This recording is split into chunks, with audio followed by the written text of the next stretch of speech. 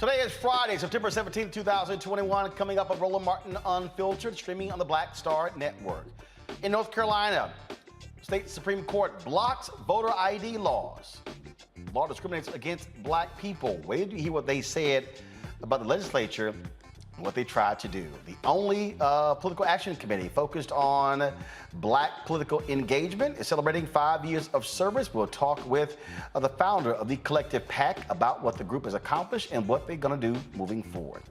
A court date has been set to hear arguments against Texas's fetal heartbeat bill. We'll talk with a doctor in Texas about exactly what this bill is. The FDA rejects the use of the Pfizer COVID booster on everyone except those over the age of 65 and those who are high risk. And NBA Hall of Famer Isiah Thomas goes on Jason Whitlock's show to say he's opposed to the playing of the Black National Anthem at sporting events, but also some other issues dealing with race. I'll unpack this and give you a breakdown of the history of Lift Every Voice and Sing, Star Spangled Banner, but also why the right wing is all of a sudden so interested in the National Black Anthem. It's time to bring the funk. I'm Roland Martin Unfiltered, streaming on the Black Star Network. Let's go. He's got it. Whatever the biz, he's on it. Whatever it is, he's got the scoop, the fact, the find. And when it breaks, he's right on time and it's rolling. Best believe he's knowing. Putting it down from sports to news to politics. With entertainment just for kicks, he's rolling. It's on go, roll, y'all. It's rolling Martin, yeah. Rolling with rolling now. He's funky, he's fresh, he's real, the best, you know he's rolling Martin now.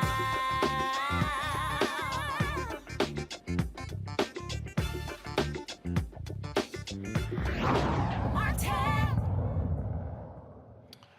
North Carolina Supreme Court ruled the state's photo voter identification law is unconstitutional. In a split decision, the court ruled the law was, in fact, discriminatory against African Americans. The judges barred its enforcement and agreed with minority voters that Republicans rammed through rules tainted by racial bias as a way to remain in power. Joining us right now is Reverend Dr.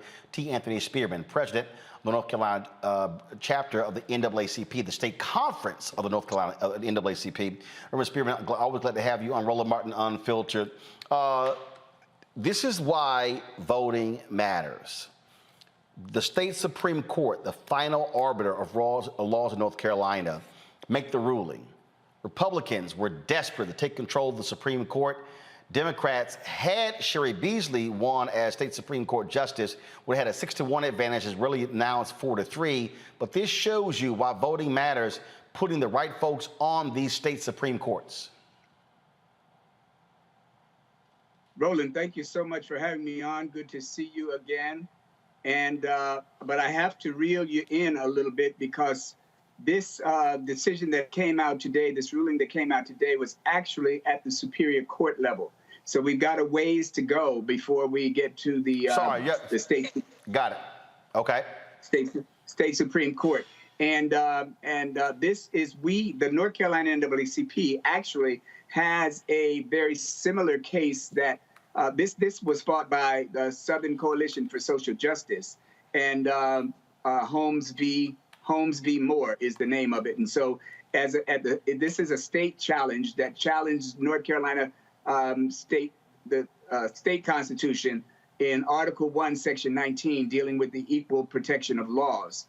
Our case that will be is slated for January 24th through February 4th is a federal lawsuit that actually challenges the kind of same thing, but by way of the Voting Rights Act, the Section 2 of the Voting Rights Act. And so therein lies the difference. So today's victory was indeed that, but we're certain that there's going to probably be an appeal that comes unless the plaintiffs are able to bypass the Court of Appeals and go straight to the state Supreme Court.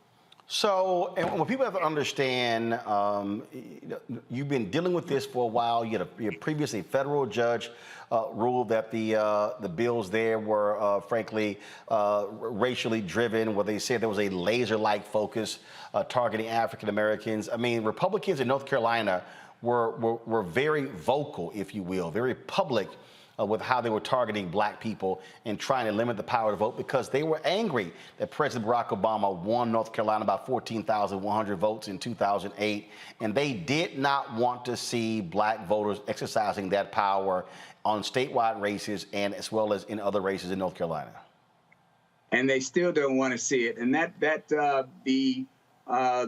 measure that you're speaking about, was House Bill 589, which was probably the most draconian of all of the voter ID or all of the voter suppression laws that we've seen recently. And everything that they're doing since then has been the very same thing. They're trying to come back in different, from different angles, if you will. And we are proving to them that we have the capability to be as wise as serpents and harmless as doves as we fight them, because we are realizing that when we fight, we win. So we're hanging in there. We're coming back and attacking them from various angles and aspects, and coalition partners are joining in with the fight for the voter ID or to keep it out of the state of North Carolina. And so today's victory was very meaningful to our suit that is going to be coming in January. And so we talk about this. This is important because what you have on the federal level, now you have Senator Joe Manchin of West Virginia, who is trying to push for this national voter ID. If they are successful on that level, that hurts what you're fighting right now in North Carolina. Right. Exactly right. Exactly right. And so the very thing that we're seeing is there's a kind of a lobbying from the Superior Court to the Court of Appeals. Court of Appeals, we definitely have no friends on that court. And so the best angle that we can approach things by is to make an attempt to get to the state court or state Supreme Court as immediately as we possibly can and bypass the Court of Appeals. We just had two recent lawsuits here in the state of North Carolina. We had a victory with the felon disenfranchisement challenge that we brought, and the lower court, the Supreme Court, had the decision ruling in our favor, and immediately the legislators came and appealed it, and they were able to get a turnaround of the lower court's decision. But it's hopefully going to be temporary, because the trial court has to come back in place, and when they do their findings and facts and findings, I believe that we're going to be on the merits of the case. We're going to win. Just for folks to understand, this right here is the ruling of the courts, and this is what the majority writes. North Carolina has a long and undisputed history of enacting racially discriminatory voting laws. They said the sequence of events was marked by departures from normal legislative procedure. That the voter ID constitutional amendment followed immediately after racially gerrymandered districts were ordered redrawn and departed from normal practices. The Republican supermajority departed sharply from normal procedure by rushing to enact the bill during a lame duck session before it lost the ability to override Governor Cooper's veto. And then it goes on and on and on. Proposed amendments to SB 824 that could have benefited African-American voters were rejected. I mean, you know, these judges lay out. In fact, they also say in here, African-Americans are more likely to lack qualifying ID than white voters. The burdens of obtaining qualifying ID, including free ID, fall more heavily on African-American voters. I mean, these judges lay out a damning indictment of how white Republicans in North Carolina were doing all they can to screw over black voters in North Carolina. Most definitely. But we're going to continue to fight. And I would give you an invitation, Roland, to bring your unfiltered self here to North Carolina when we go back into the courtroom in January of 2022. Well, you know, I've been there a few times on this issue, and so we got no problem coming back. Reverend Spearman, it's always a pleasure. We appreciate it. Thanks a lot. Thank you so much. I appreciate being I on. want to bring my panel now in to discuss this, folks, just so we can understand what's going on here, because, again, it is significant because it has ramifications across the country. Michael Imhotep hosts the African History Network show. Faraji Muhammad, radio and TV host. Kelly Bethea, communication strategist. Glad to have all three of you here. The thing that really jumps out here, Michael, is when you look at this whole deal here, I mean, it is racially driven. Yes. Simple as that. And when you got all these black Republicans out here caping for the GOP, not wanting to accept what is reality, this right here says all you need to say, because they wanted to stop black people from voting. Absolutely, and I'm reading the article here from CNBC, and the Wake County Superior Court also said that the law, quote, would not have been enacted in its current form, but for its tendency to discriminate against African American voters. So all these, now I'm neither Democrat nor Republican, but all these black Republicans, Larry Elder, Candace Owens, all these black Republicans who would have turned in Harriet Tubman because Harriet Tubman was stealing the master's property, they have to explain this. You're talking about leaving the plantation, but some of these people would have turned in Harriet Tubman, like Larry Elder, who said that slave owners should get reparations because it was legal and they had to give up their property. He probably would have turned in Harriet Tubman. When they go in to talk about the impact that poverty has. See, I'm trying to figure out, can this ruling be used to deal with other issues pertaining to the African American community?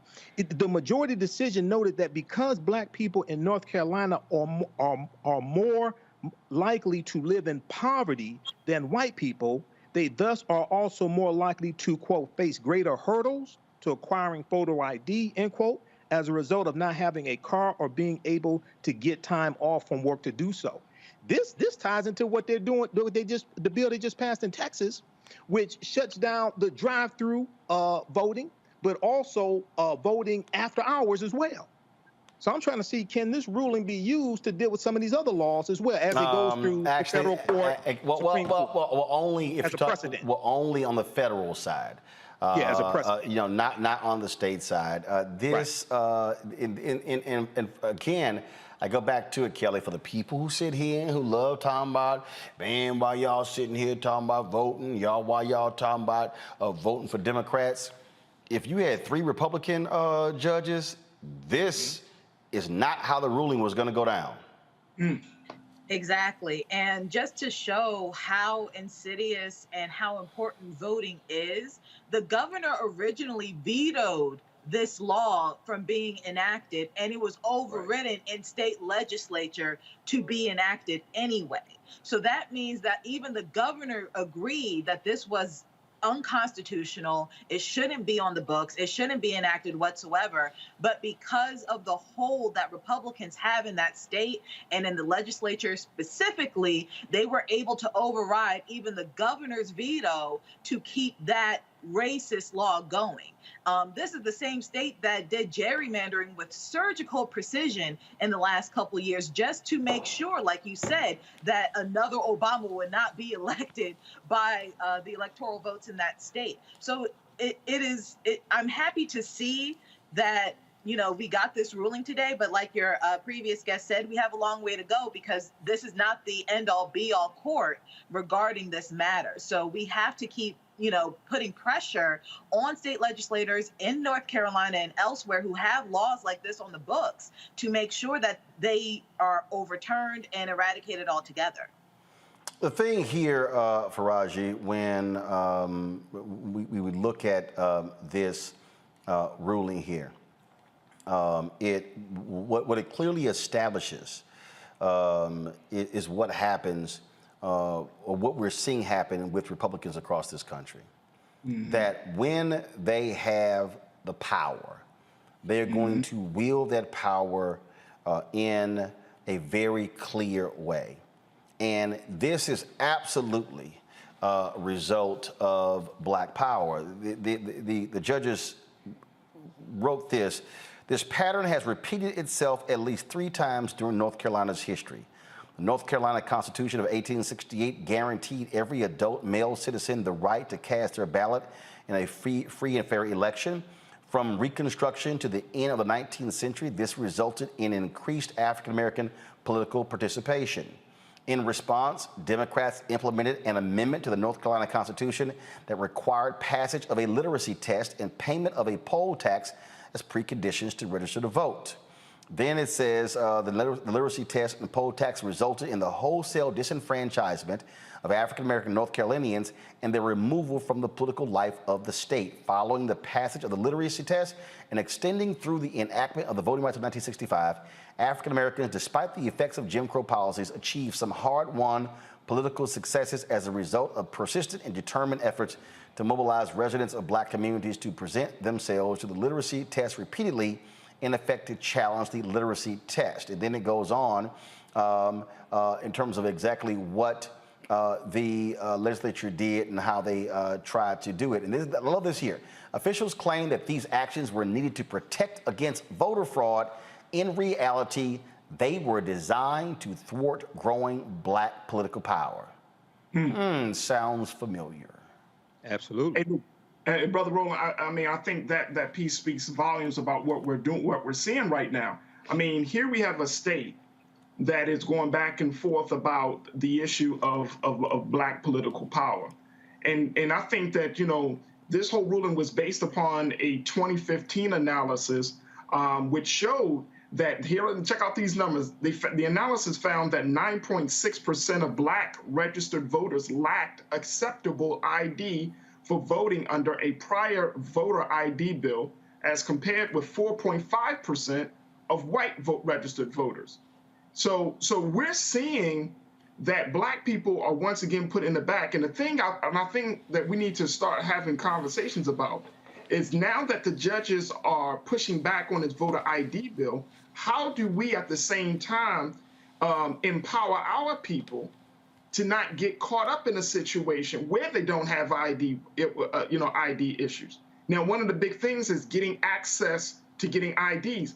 That's the gap that, as black people, as a community, we can fill in the gaps.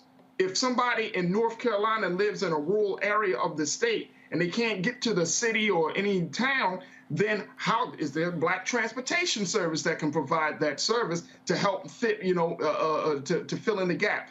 I mean, we have some reprieve here with this ruling, but now this is where the community can step up to help our brothers and sisters. That way, our brothers and sisters aren't in a position to be waiting on some mystery God. We can be empowering one another. So just understand this here. Let me go back. So this is what the judges wrote. Shortly after the enactment of the Voting Rights Act through the present day, African-American representation in the General Assembly increased due to judicial intervention, including the decision to enforce the Voting Rights Act and force states to take down many of the barriers to African-American voting that were erected in the 50s and 60s. These measures resulted in a dramatic increase in black political participation, including a 50% increase in black voter registration by 2010.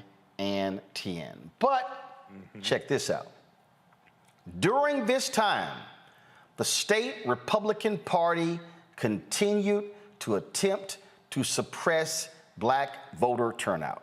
They mailed postcards to thousands of voters in heavily black precincts, warning recipients incorrectly that they would not be allowed to cast a ballot if they had moved within 30 days, and that if they attempted to vote, they would be subject to prosecution and imprisonment. Between 2000 and 2012, black voter registration in North Carolina increased by 51.1%. Black voter turnout, listen to everybody who's watching, listen. Black voter turnout increased from 41.9% in 2000 to 71.5% in 2008. Come on. And in 2008 and 2012 elections, black voters in North Carolina registered. Guys, thank you. Please stay on this. Black voters in North Carolina registered at higher rates than whites for the first time in the state's history. Come on. That's to get, see, that happened, that 2012 presidential election. No, 2008. See, no. It said 2008 and 2012. No. It said between 2012 2012, but it was 2008. Right. It was the Obama won. Remember, Obama wins North Carolina by 14,100 votes. He lost North Carolina in 2012, but they were still scared to death of the numbers. Well, what I'm tying this to is what happened nationwide. Nationwide in the 2012 presidential election, the percentage turnout of African Americans registered to vote was greater than the percentage turnout of white people registered to vote. That scared the hell out of white people. That scared the hell out of Republicans. And what did they do? They came back and attacked us in the courts with Shelby County versus Holder, 2013 Supreme Court case that gutted the Voting Rights Act, gutted the pre-clearance, the oversight dealing with the Voting Rights Act. And what this shows right here with this ruling, courts interpret law. See, this is why Republicans fought so hard to get 225 federal judges confirmed under dumbass Donald Trump. With Mitch McConnell in control of the Senate after Mitch McConnell blocked 103 federal judge nominations by President Barack Obama. See, we have to understand. See, we have to understand the role that the courts play. Also, it's not just the state legislature. That's important. It's not just the governor. Courts interpret the law. That's what this is doing. Now, lastly, Roland, the question I had: did they shut down DMV's Department of Motor Vehicle locations? No. No. Okay, because that's what they did in Alabama. Yeah. No. What they did is they used their power in the legislature, but the difference is they got stopped with the lawsuits on the federal level and now on a state level as well. And so I just need everybody to understand when y'all talk about, man, you sitting here talking about voting for Democrats. Republican judges, Republican legislators want to strip you of your right to vote. Now, this is real simple. It's them or the Dems. It's Republicans or Democrats. Now, y'all can sit here and play stupid all you want to. But all I'm saying is this here. If I got to pick between one party that is deliberately trying to strip us from having the right to vote and one party that's not, who the hell you think I'm going to pick?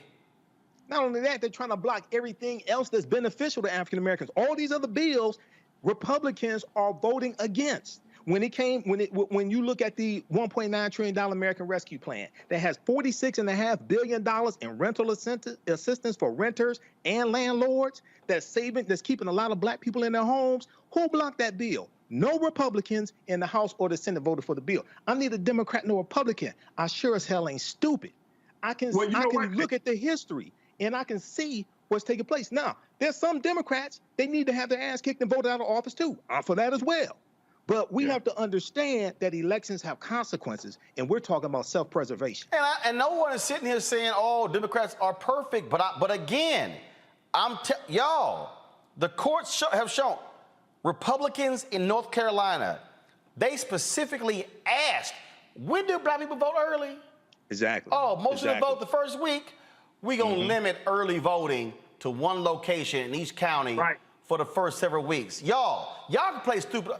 All y'all, some of y'all out there who watch, y'all be sending me these old dumbass tweets and sitting here, "Oh man, you sitting here, you tap dancing for the Democrats." These fools ain't playing. Exactly. They do not want to pass anything that benefits black people. Nothing. Nothing. Faraji, then Kelly, then I'm going to my next story. Just real quick, and this is why community organizing on a grassroots level is so important. I was happy to hear our brother from the state NAACP chapter talking about, the work that the NAACP is doing in the courtrooms and getting that process moving along.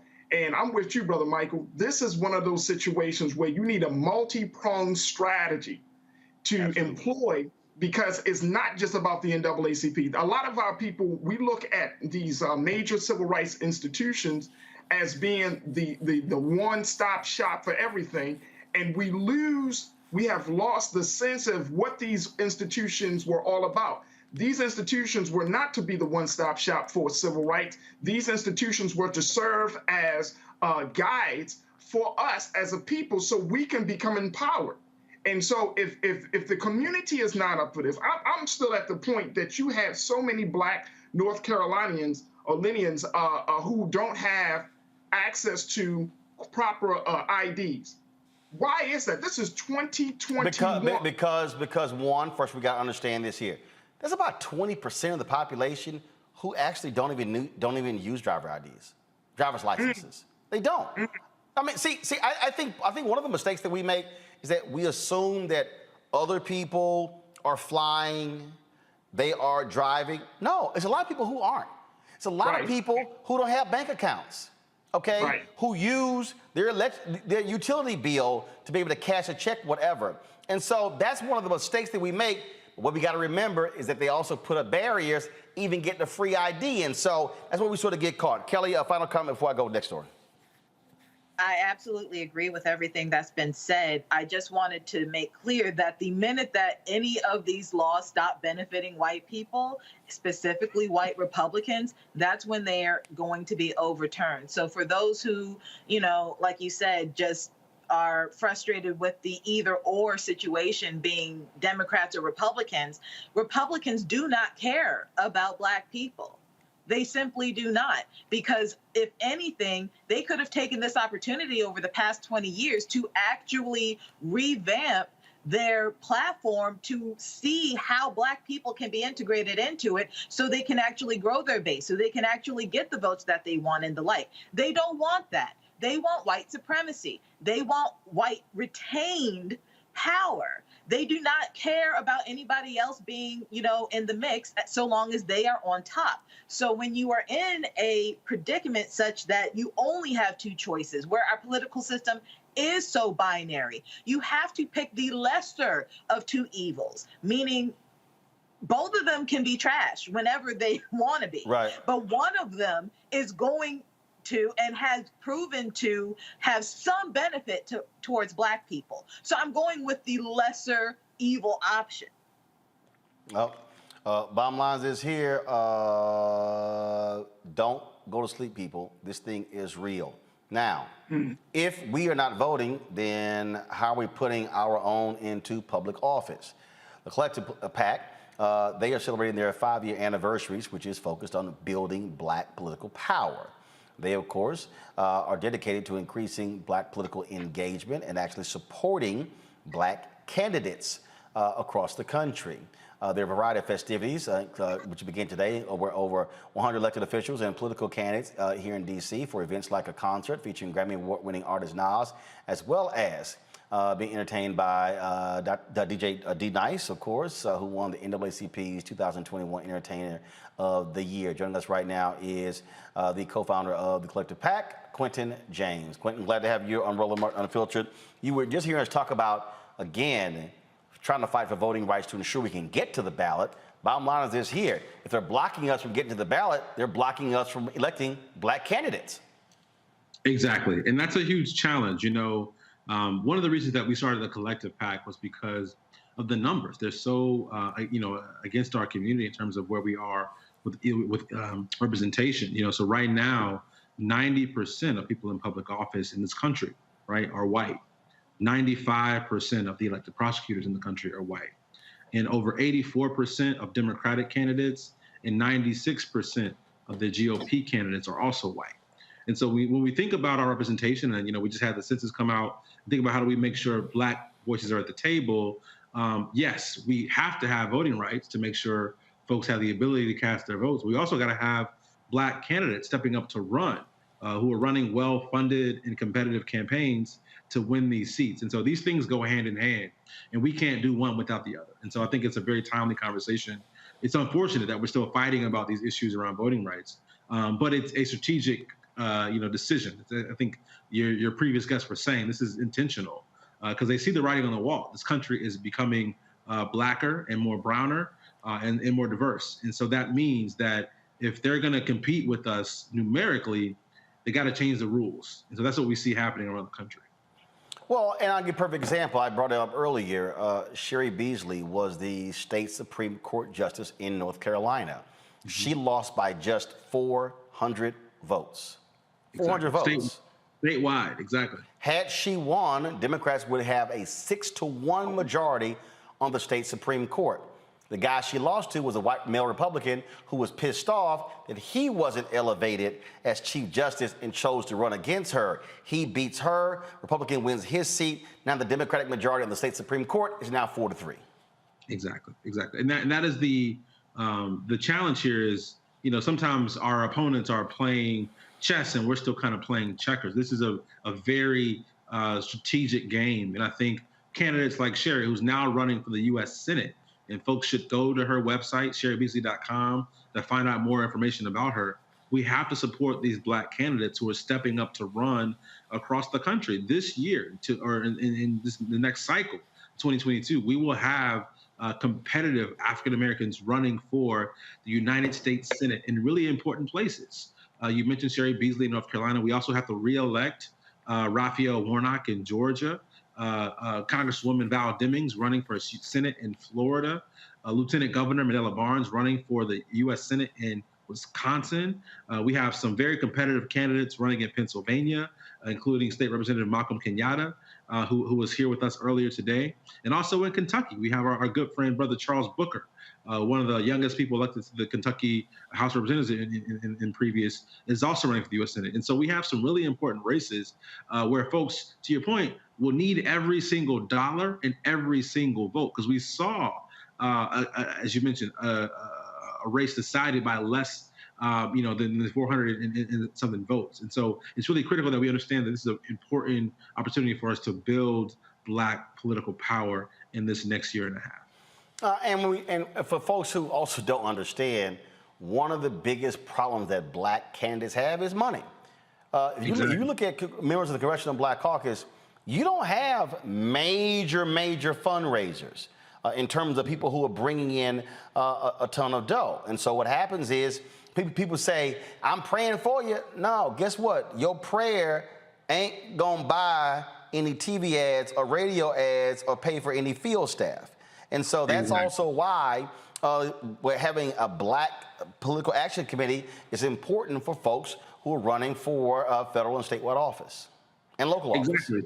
But many of these candidates are depending on, these grassroots contributions, $5, $10, $25. We're not asking you all to mortgage your homes to become donors. What we're saying is if, you can commit, right, $10 a month to supporting Black candidates around the country, once we get to scale with that, right, where there are 10,000 Black people doing that every month, or 25,000, right, or 100,000, or 1 million doing it every month, then we can start to fund these campaigns, and our candidates can actually spend more time talking about issues that matter to them, right? They can spend more time connecting to voters who they need to turn out and support their campaigns. And so the money in politics is a big, issue. We saw after the huge wave that we saw in 2008 with Barack Obama being elected, the Supreme Court decided in the Supreme Court case Citizens United versus the United States that money is now equal to free speech.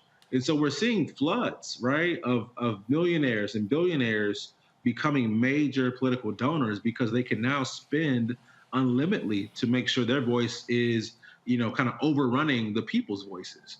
But in this country, we have this principle called one man and one vote.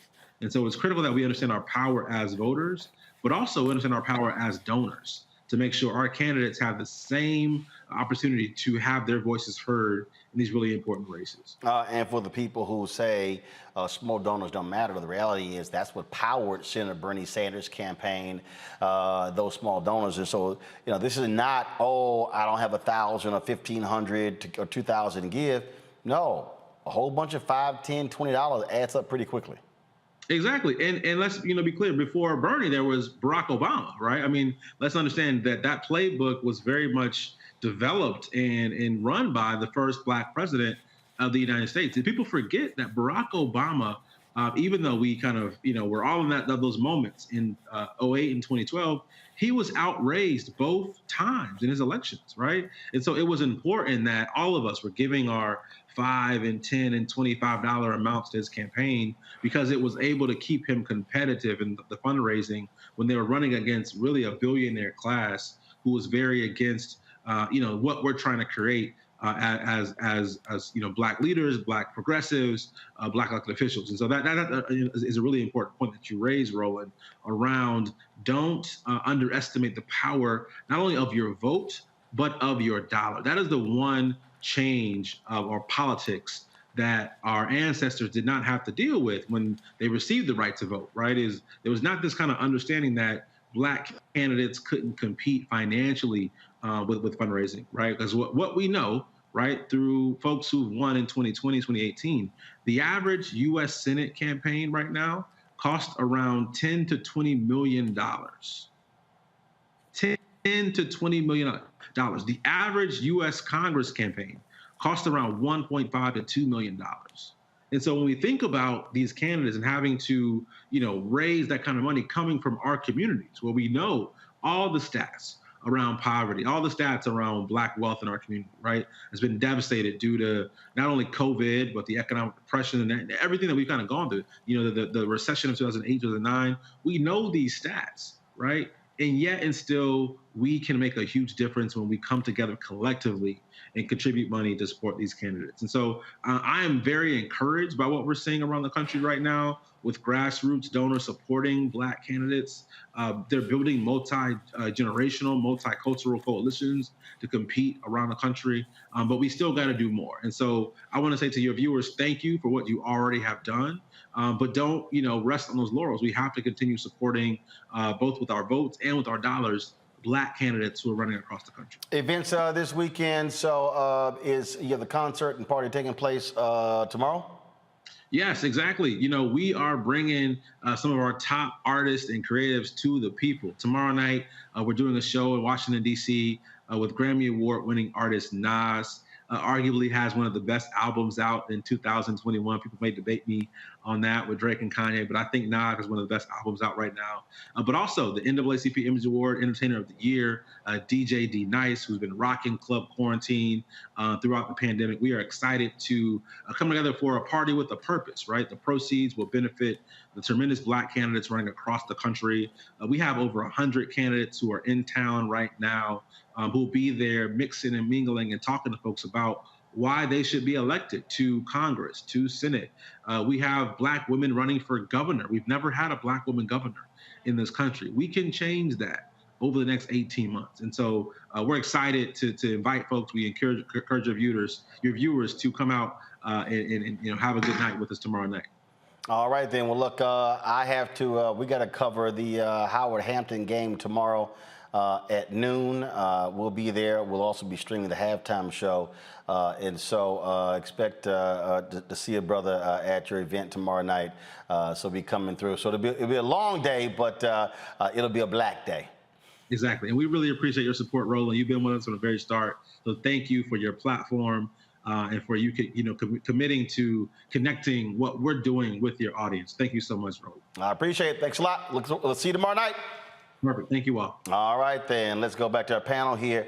The money piece is so crucial. It's so crucial. And what Collective PAC does matters, Kelly, because if you're a candidate out there and you meet their standards, so they say we're going to back you.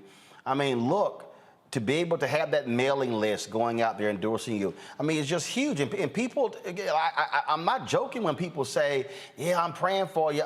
That's not going to pay any bills. And yes, it is an arms race that is money. And one of the things that I think with the election of Obama that people really, I think, underestimate, it taught a lot of Black folks about bundling. It taught them about the power of small donations. And we really have seen since that election how it has had a trickle-down effect for other congressional races, U.S. Senate races, statewide, local races, because they begin to understand, oh, hold up, so my $5, $10 put together with 10,000 other people, is some real money. Money is money. Money is, if it's real money, it's real money. I can't tell you how many times I have either volunteered on campaigns or have seen my friends volunteer on campaigns simply because the money isn't there to pay them. Campaigns cost money, period. It costs money to canvass. It costs money for the flyers. It costs money to attend the events. Everything costs money. Even the things you don't think cost money cost money. And as from national elections to the most local of elections, everything has a cost. I live in DC, and some of the most local elections, like just for like ward elections of any sort, can run you a smooth 10 grand. And sometimes they actually get that money. How? By the $1 donations that you just talked about. $1 adds up. $5 adds up. $10 adds up. And you will always have, like, you know, your occasional person who will donate, you know, a larger amount for sure. But it can't be all, the burden can't be on that one person with the largest checkbook. It takes all of us to run a campaign. It takes all of us to fund a campaign. So like you said, the prayers, they're appreciated, but you need some prayers that fold and can be deposited as well. You know, the thing here again, why these PACs matter. You know, we sit back, Faraji, and we watch these campaigns. And there are people out there, and they just assume that, oh man, it's sort of like, to me, like an investment. I don't have all this money. I can't do anything, and you know, I can't. And what always happens, they always go, you know, where's our black celebrities? Where's our black entertainers? We're not realizing that there are actual federal limits when you talk about running on the federal level and the different state laws. And so somebody can be a billionaire, but they can only give X number of dollars. And so when say every dollar matters, it does. Absolutely, Brother Roland. And you know, going back to what you said about former President Barack Obama talking about bundling, you know, I think a lot of now candidates have taken that script from his playbook of you know, small donations matter. And it's important that we understand that if we could put a candidate in office by giving $5 here, $10 there, what's stopping us? And this is what I was thinking about even when Barack Obama was running. I said, if we can put money into that pot, what's stopping us from using that same collective will, so same social and political energy from saying, okay, let's establish a black bank. Let's do some other things. If we can bring money together, if it's in a situation where, you know, the money is going to be managed properly, if it's in a situation where there's trust established, what's stopping us? I mean, this is just the tip of the iceberg in changing the dynamics of power in this country. And what I love about what Collective PAC is doing is that it's celebrating the wins, and then at the same time, it's giving us a model. And you and I both know, Brother Roland, there have been a number of models, both nationally and locally, about how we can get black folks in office. What we now need to do is start to really take the lessons from all of these initiatives and projects, put them together and start looking at, okay, how can we get our next candidate back into the White House? Or how can we get our next candidate for the governor of this state and that state? I mean, PAC is doing the fantastic job, but PAC needs to be supported by other PACs. And I think that's the thing. But we can see just in the layout of how, you know, candidates get into office, we can use that same model to start doing some other things for our people in our communities. Michael?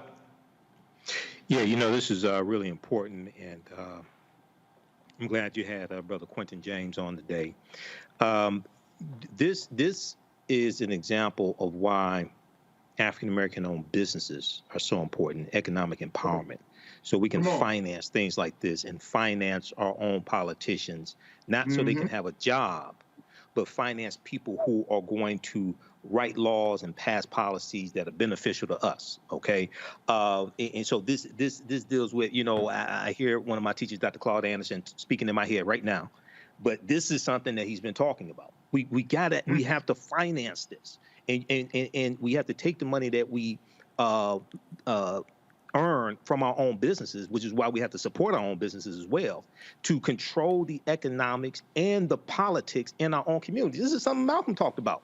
People think Malcolm was against voting. Go read, I ain't say listen, go read Malcolm's speech, The Battle of the Bullet. Malcolm talks about registering every black person in Harlem who can vote, registering them as an independent. You can be independent, you can be Democrat, whatever it is. It's about the policies. This is something Malcolm talked about. And Malcolm talked about interjecting black nationalism into the civil rights movement after he leaves the Nation of Islam. So this is extremely important, but this is the physical manifestation of people's pontification. So this is something that we have to replicate as well, support and replicate. Absolutely. And so we'll, again, continue to be following this. So congratulations for Collective PAC. All right, folks, got to go to break. We come back. Congresswoman Maxine Waters is letting it known when it comes to who she wants to continue as a housing regulator. We'll also talk COVID on the show as well. A lot of other stuff we got to talk about, folks. You want to support what we do here at Roland Martin Unfiltered by joining our Bring the Funk fan club. Every dollar you give goes to support what we do. Of course, you can support us via Cash App, $RM Unfiltered, PayPal.me/R Martin Unfiltered. Venmo is venmo.com/RM Unfiltered. Zelle, Roland@RolandSMartin.com, Roland@RolandMartinUnfiltered.com. And all the folks who give on those 4 platforms, I'll give a shout out during today's show. I'll be back in a moment. I believe that people our age have lost the ability to focus the discipline on the art of organizing. The challenges, there's so many of them and they're complex, and we need to be moving to address them. But I'm able to say, watch out, Tiffany, I know this road. That is so freaking dope.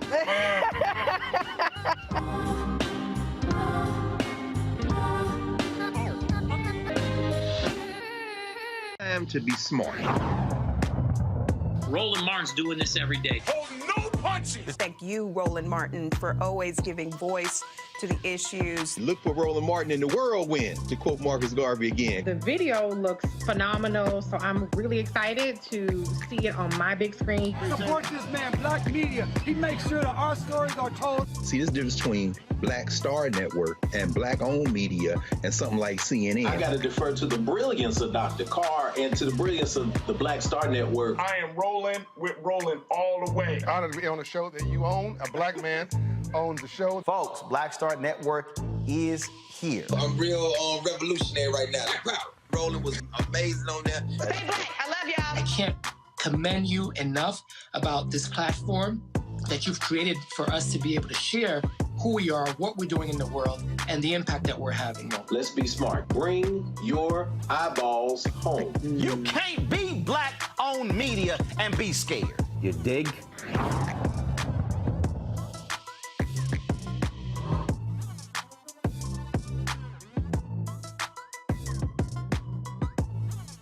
Hi, I'm LD Barge. Hey, yo, Peace World. What's going on? It's the Love King of R&B, Raheem Devon, and you're watching Roland Martin Unfiltered.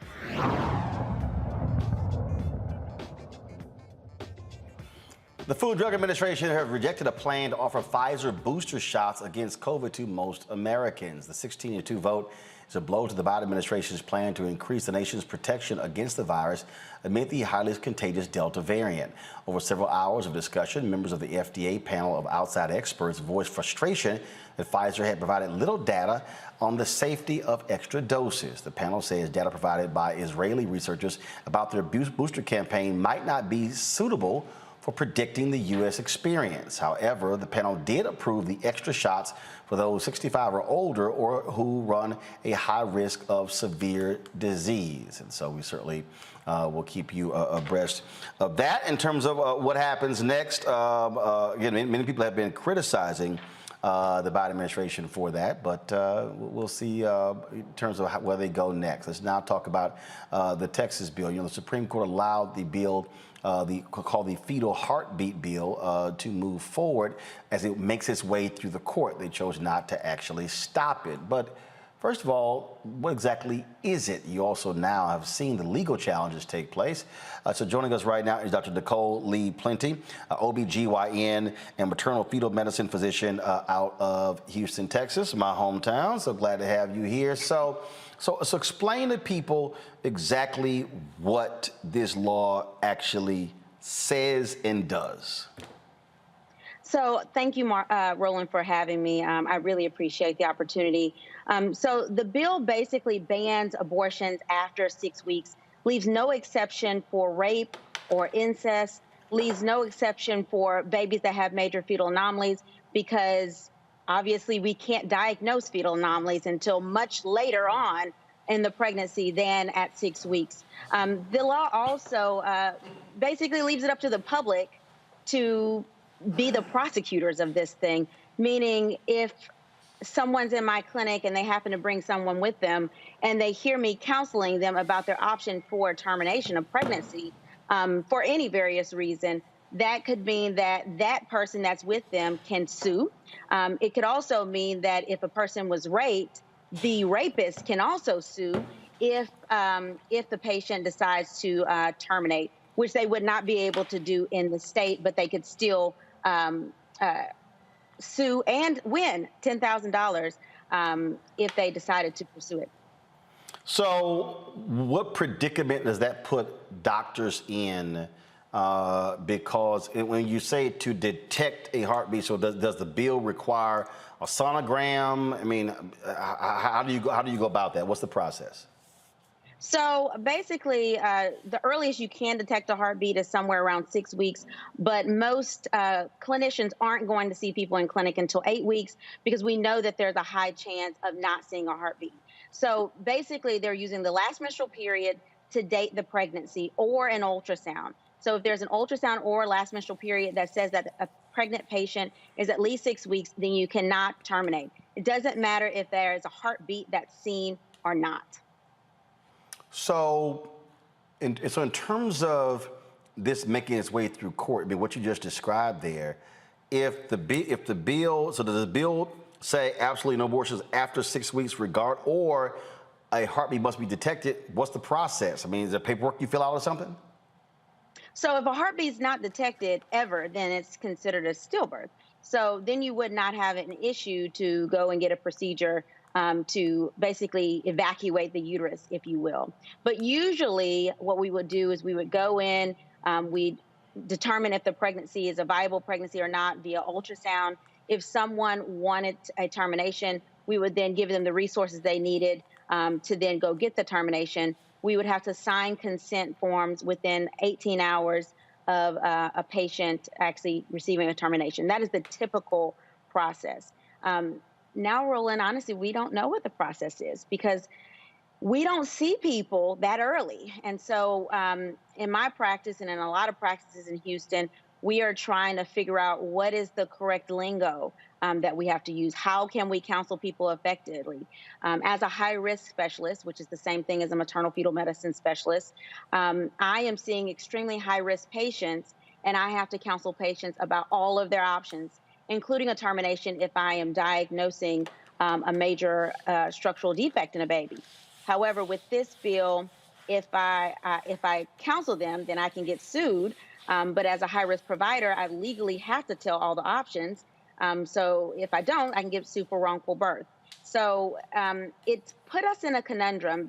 So we're not really handling it anyway. And honestly, I'm trying to refer people out if they end up having major structural defects to avoid that kind of litigation. Wow. So that's, again, it puts you in a very tough spot, which is frankly what the folks who passed the bill wanted to happen, to put that sort of pressure on doctors. All right, Dr. Plenty, we certainly appreciate it. Thanks a lot. Thank you so much for having me. I appreciate it. All right, then. Folks, let's talk about Capitol Hill. Congresswoman Maxine Waters is putting pressure on President Joe Biden to keep the current housing regulator. There are reports that President Biden is considering replacing the current regulator for mortgage giants Fannie Mae and Freddie Mac. Well, Waters is endorsing acting Federal Housing Finance Agency Director Sandra Thompson, who took on the role in June after Biden fired a Trump appointee. In a statement, Waters said that she doesn't believe anyone is more qualified or dedicated than Ms. Thompson. She also, of course, made the point with the Biden administration that you might want to keep a black woman in her position because it's not like you have a whole lot. This right here, of course, she is she's the committee chair of a powerful financial committee there on Capitol Hill. And I'm going to say, Faraji, for people who go, oh well, the CBC, what do they do?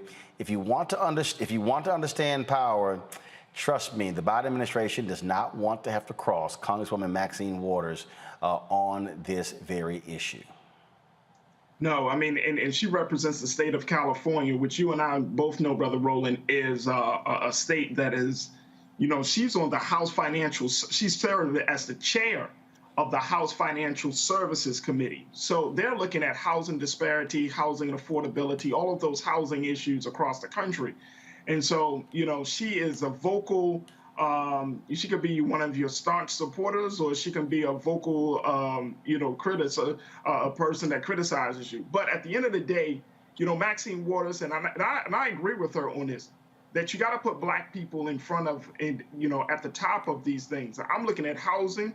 We also got to talk about the banking situation, because the finances and housing in this country, when it comes to black and brown communities in particular, is the worst. I do work, Brother Roland, here in Baltimore with a couple of organizations that work in both of those spaces. And let me tell you, we go back and forth with banks about housing in black and brown communities, from everything from, making sure that their appraisals are done properly, to making sure that black people get the proper value for their homes, all of those things. So when you have a black person in there, and I know some people say, well, she might just be a figurehead, but this is why it's important, and I'm going back to your premise all the time, it's like you got to create the leaders that you want. That's the way we have to start looking at this thing if we want to look at creating power in all of these industries. And in the housing industry, where redlining has been a part of that industry, of the legacy of those industry, when you're talking about the affordability factor, where you're talking about even, there are a high number of folks that haven't gotten the stimulus package that was promised for those homeowners that have been affected by COVID-19. All of those things are huge, and they hit our community hardest. And so you got to have somebody that looks like us and that can understand our struggle to be in those spaces. The thing that we spend lots of time dissecting, and I tell you, Kelly, I see a lot of these people commenting on social media, and then they don't do this and they don't do that. And this is a perfect example of what I'm talking about. There are things that black congressional members do that people don't actually even pay attention to. They have no idea. Right. When you talk about weighing in on who is in that position of power, that matters. When you talk about, again, changing the language in a particular bill. Sure, their name might not be on it, but that language change could actually do something. And this is just a mistake that so many people make when they don't understand the role they play. I remember watching Tom Hanks play Congressman Charlie Wilson in the movie Charlie Wilson's War, and they were like, okay. And I remember the CIA agent played by Philip Seymour Hoffman. He said, how in the world can a nondescript congressman from Texas who hasn't passed, I think it passed like 2 bills or something like that in his career, known for boozing and women, how he's gonna get this done? And he said, because the people owe me a whole lot of favors. If you don't know how Capitol Hill works, then you don't understand. Come on. And the thing is, a lot of Americans just simply do not understand. If you are not in the room where it happens, you're not going to get it. For a lot of Americans, the term, you don't know how the sausage gets made, like Americans get the sausage, but you don't really want to know what it takes to produce it. But what I will say is this, as far as Maxine Waters' endorsement of this woman for this role, at the end of the day, if it weren't for Black women, Biden would not be in office. If it were not for Black women, the Democratic Party as a whole would be pretty shaky on its foundation. So anything if anything, she should be there, not only because she's qualified, but as principal, Black women need to be visible, more so, more than just, being the vice president or, someone as a special advisor. They need to be visible in the cabinet. They need to be visible around Biden, because at the end of the day, it is us who got him there. So I understand Maxine Waters' position on this, and I'm anxious to see how everything plays out. Michael. Yeah, Representative Maxine Waters is using her leverage to create this opportunity for the sister, but not so the sister can have a job, but so she can help people who help put Democrats in control of the White House, okay, and keep Democrats in the House of Representatives. And remember, it was, we speak of Representative Maxine Waters.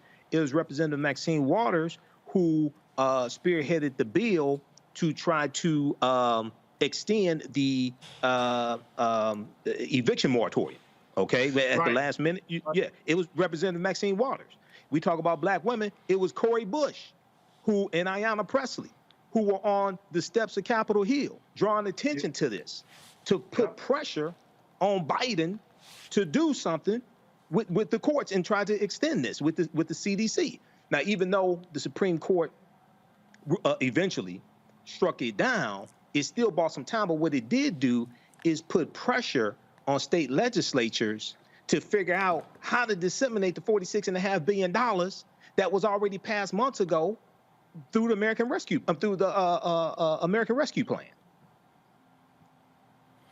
Look, as Kelly said, if you don't know how power works, then you don't know. And trust me, you gotta be in the room, know how it works. Okay, I gotta deal with this, y'all. Okay, so you have these mayors and you have these governors who are giving mask mandates. And they're saying, folks, you gotta wear it. Now, we've seen Governor Gavin Newsom, California, get ripped for going to a private party, dinner party, no mask. I remember DC Mayor Muriel Bowser, same thing happened. So now they're criticizing the mayor of San Francisco, London Breed, because she went to an event, nightclub in San Francisco, and was seen partying, dancing without her mask. Now, this is what she said today. No, I'm not going to sip and put my mask on, sip and put my mask on, sip and put my mask on, eat and put my mask on. While I'm eating and I'm drinking, I'm going to leave my mask off. So here's what happened. A San Francisco Chronicle reporter actually happened to go out to a jazz spot where Breed was there with several other people. And this was the video that she shot.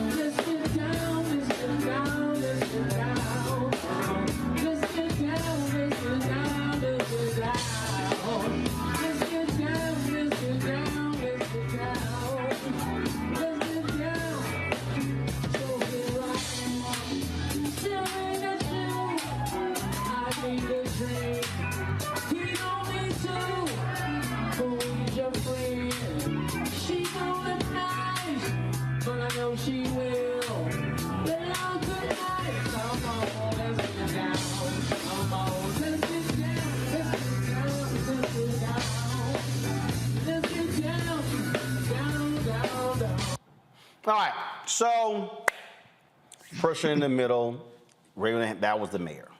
All right.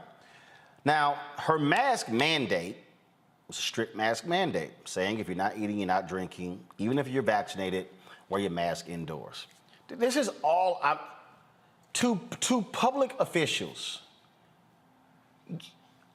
Do you not think folks have phones? These things right here are busting cops left and right. Okay? I'm sorry. And then people are like, oh, this is not right. Yo, seriously. Put up, you're going to get, this is going to happen. You're going to get busted. And you can stand up and have a news conference and say, oh, I had a drink in front of me on the table. No, you're not going to sit here and get any leeway if you're up singing and dancing and waving your arm and they're like, but it's your mask mandate and you're the mayor. Right. and again, look, I get these people who trip, but here's the piece. If you look at that video, I mean, it's a lot of folks sitting in that club who are just enjoying themselves and they ain't got a mask on. I mean, I can, in the video, I'm just counting 1, 2, 3, 4, 5, 6, 7, 8, 9, 10, 11. I can see 11 people outside of the band who don't have a mask. Yo, seriously, you're gonna get ripped as a public official, Michael, if you issue a mask mandate and you're busted not wearing one. Roland. Did she learn anything from Gavin Newsom?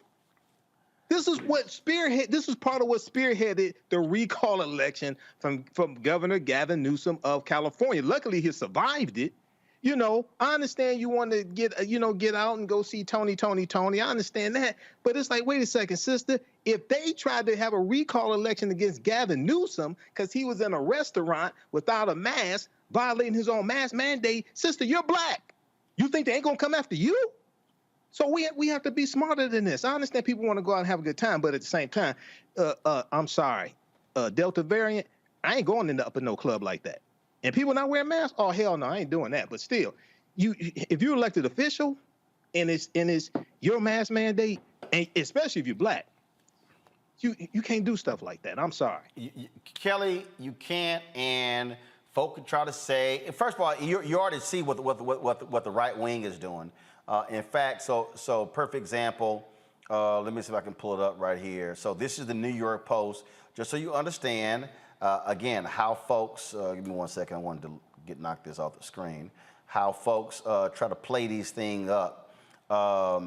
You know, they had it, San Francisco Mayor London Breed breaks mask mandate at club. Now, then what they tried to say, you know, one of the people she was photographed with was Black Lives Matter founder Alicia Garza, who also had her face completely uncovered. All right, so they're gonna go through all this sort of stuff. So, but the bottom line is, this is what they're gonna do. This is how they're gonna try to sit here and attack you. And so what people have to do, just have to understand, Kelly, is that you just can't be the mayor, issue a hardcore edict, and not follow it. Come on. And that makes sense. I mean, if you are leading, lead. If this is a mandate that you set, you too need to follow it. This is not a situation in which, you know, do as I say and not as I do. We are in the middle of a global pandemic. And what you have put in place, Mayor, is something that was intended to keep everyone safe, including yourself. So the fact that you're not even following your own mandate implies that you don't care about your health either. So leadership is a tricky thing in that it doesn't care whether you're human. It doesn't care whether there's like some nuances in regards to how you do certain things. You put a law out there, you need to follow it yourself because, like you said, phones are everywhere. It doesn't make sense. If I were her, I would not be seen anywhere. Frankly, y'all would be coming to my house to congregate. Well, here's the deal. If I ain't trying to wear the mask, here's how this gonna go down. Right, y'all coming to the crib, put your damn phones away. Ain't gonna be no photos, ain't gonna be no videos, ain't shit getting posted, nothing like that. And if you post a selfie, it's gonna be at the end of the party where we all masked up. But again, and look, I get it, and I get this knee-jerk decision to be, you know, no, I'm gonna defend myself. But here's the video. She goes, if I'm sipping, I'm not gonna sip mask. Go video, guys, come on. Okay, sorry, you're up dancing. You're up singing to the lyrics, and you got no mask on. Here's the easiest thing. The easiest thing is to say, my bad. Exactly. And move the hell on. Like, I'm not gonna get indignant and then make matters worse. Yo, take the L. Sometimes just take the L. But what's also worse than that is that, if I'm not mistaken, the Oakland Bay area was one of the original hotspots for COVID. You know, the upper, Well, shit, first of all, everything, all America is a hotspot. No, America's a hotspot now. I'm not saying now, but originally. I mean, one of the original ones was Seattle, but it's all, it's all a hotspot. It's all a hotspot, but like that region was definitely one of the original hotspots. So it is even an added layer of hypocrisy for you not to be as safe as possible regarding your public health initiative. I just don't, look, just take the L. Just take the L. Just take the L, move on. Don't make it a second and third day story. And then what you do is, and actually, what I would do, if I'm her, I would go out tonight with a mask on. Masked up, right. Boom, story changes. But don't get indignant. Look, I had somebody try to come at me. Roland, you were at the Darius Rucker concert. In this photo, you and your wife don't have any mask on. I'm like, yeah, dumbass. There was nobody within 50 feet of us on this side, that side, in front of us, and behind us. Duh. I mean, but I love these people who somehow think that, oh my God, what are you doing? Yeah, guess what? And I'm gonna sit here and mask up. And if I'm not wearing a mask, then I ain't got a problem saying it. I was at a dinner in Block in Baltimore. Well, there's some photos where I took photos with no mask on? Yeah, because I took it off. It is also understanding who's around you. That's also part of the deal, and that's the thing that people understand. If I'm in an enclosed environment, that's a small joint. Right. That's a lot of people in that one space. Yeah, oh hell no, I got mask and goggles on. Not goggles. Oh hell and yeah. Singing. And they're singing also. Hold up, COVID, right, they singing, which means that you're spread. Oh yeah, no. Right. That's why when people want to take selfies with me, I tell them, stop talking. Don't open your mouth. And I actually have been teaching people how to take COVID selfies. Some of these folks want to stand right next to me. No, you ain't standing next to me. This is what I do. I have them stand in front of me. I go, hold your phone up, and I stand behind them.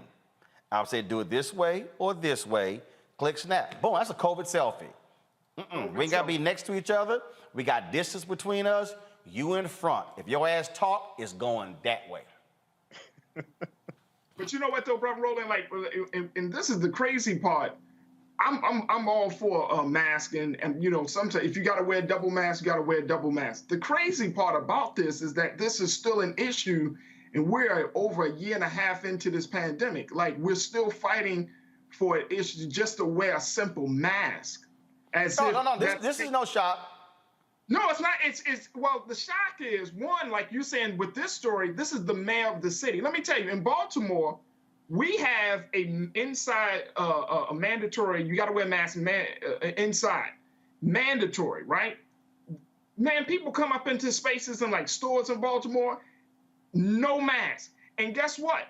Places are tired of trying to police people and telling them to pull up their masks, because we're hearing story after story of people going to physical violence, even shooting people, because the work at the store simply said, can you put your mask on?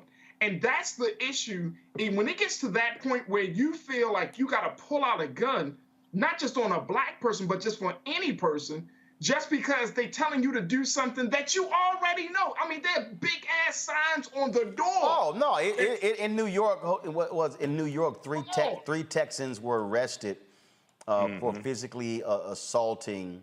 Actually, it's right here. Okay, hold on. It's like a waitress. Oh, right here. The host is right. It is right here. Vax attack. Tourist tussle with New York City restaurant hostess who asked for vaccination proof. And there's a cell phone video. Let me see if I can go ahead and just play it. So come back to me. Let me go ahead and play it. And then it's crazy how these folks are acting a fool. I can't find. Let's see here. And again, first of all, the city regulations require to show proof of vaccination. But here's the whole deal. I am not about to go to jail because somebody said, where's your vaccination proof, your card? I am not about to go into the legal system. That's about the dumbest thing in the world. You think if I am visiting New York, which means I have paid, I bought my ticket, I got a hotel, I've traveled there. You think I'm about to mess my damn time up because to get into a fight? Hell no. Now I got to pay bail. I'm still paying for the hotel room. Then if I'm held on longer than I'm supposed to fly back, now I got to buy me a new ticket. Oh, hell no. Here's the video, y'all, right here.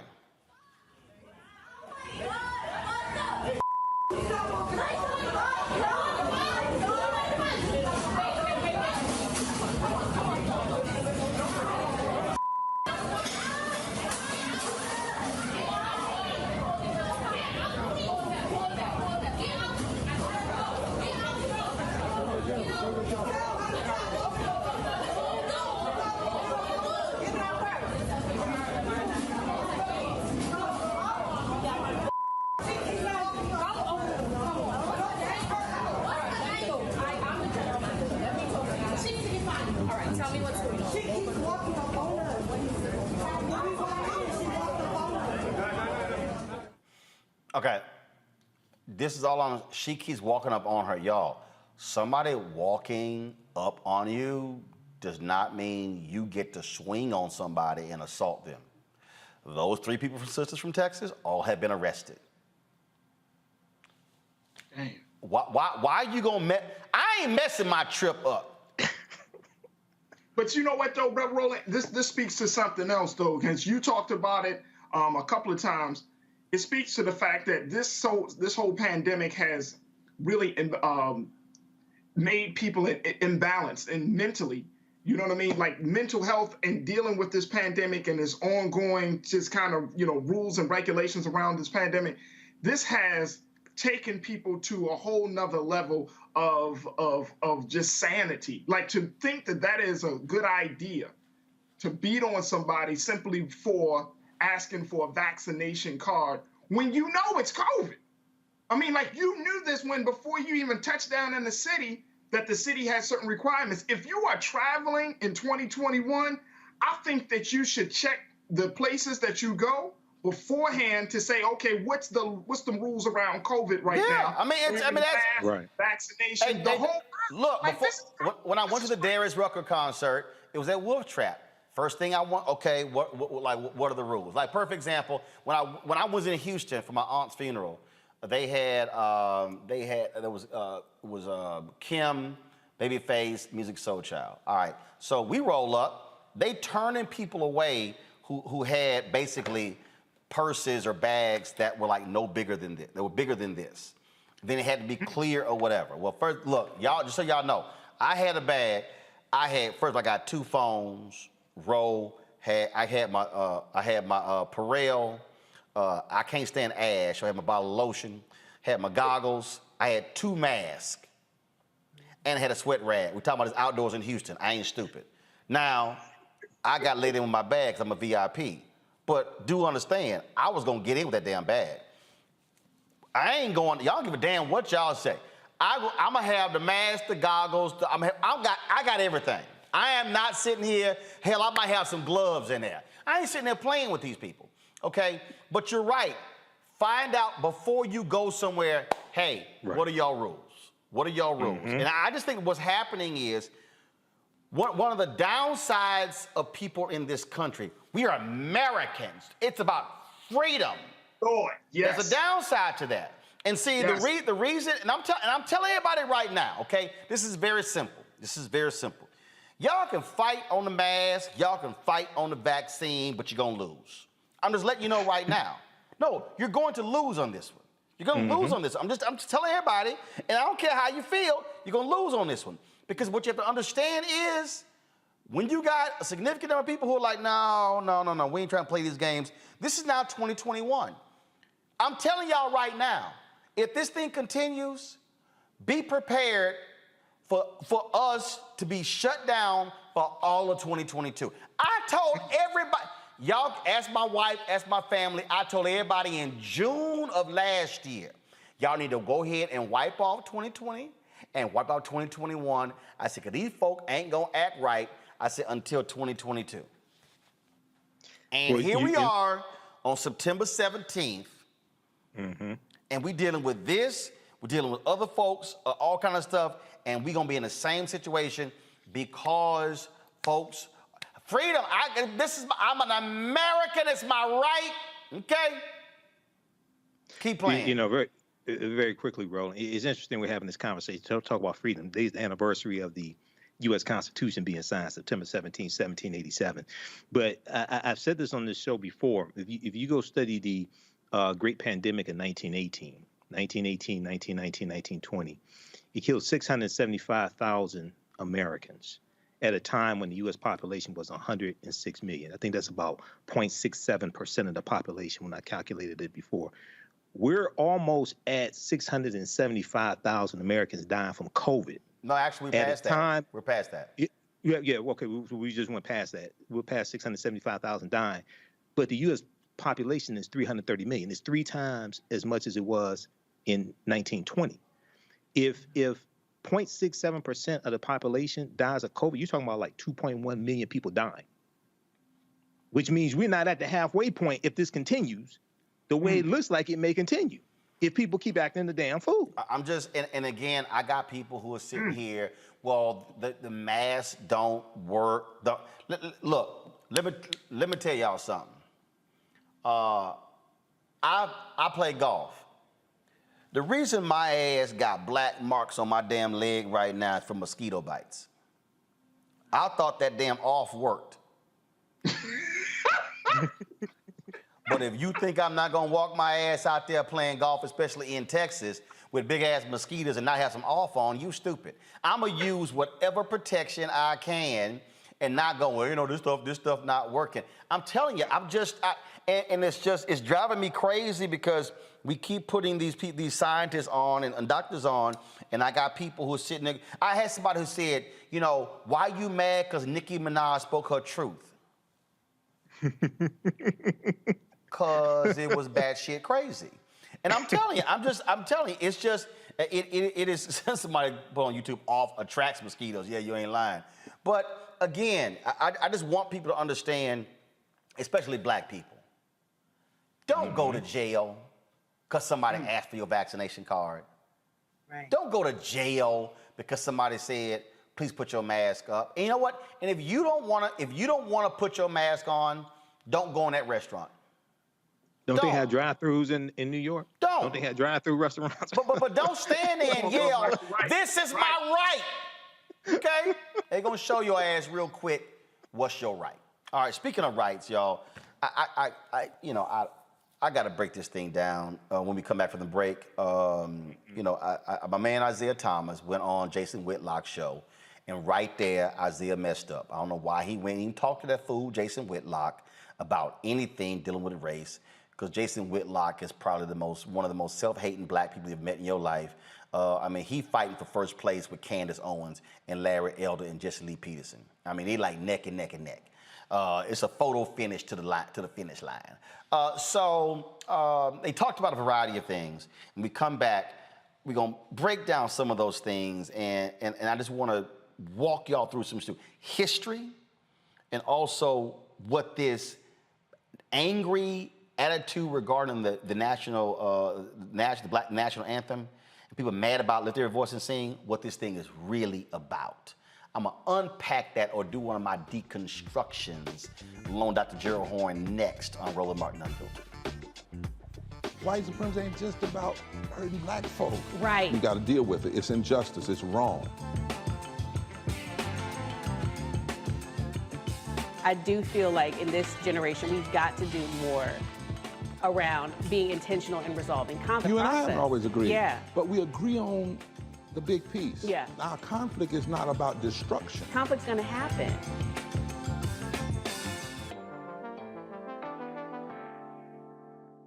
It's time to be smart.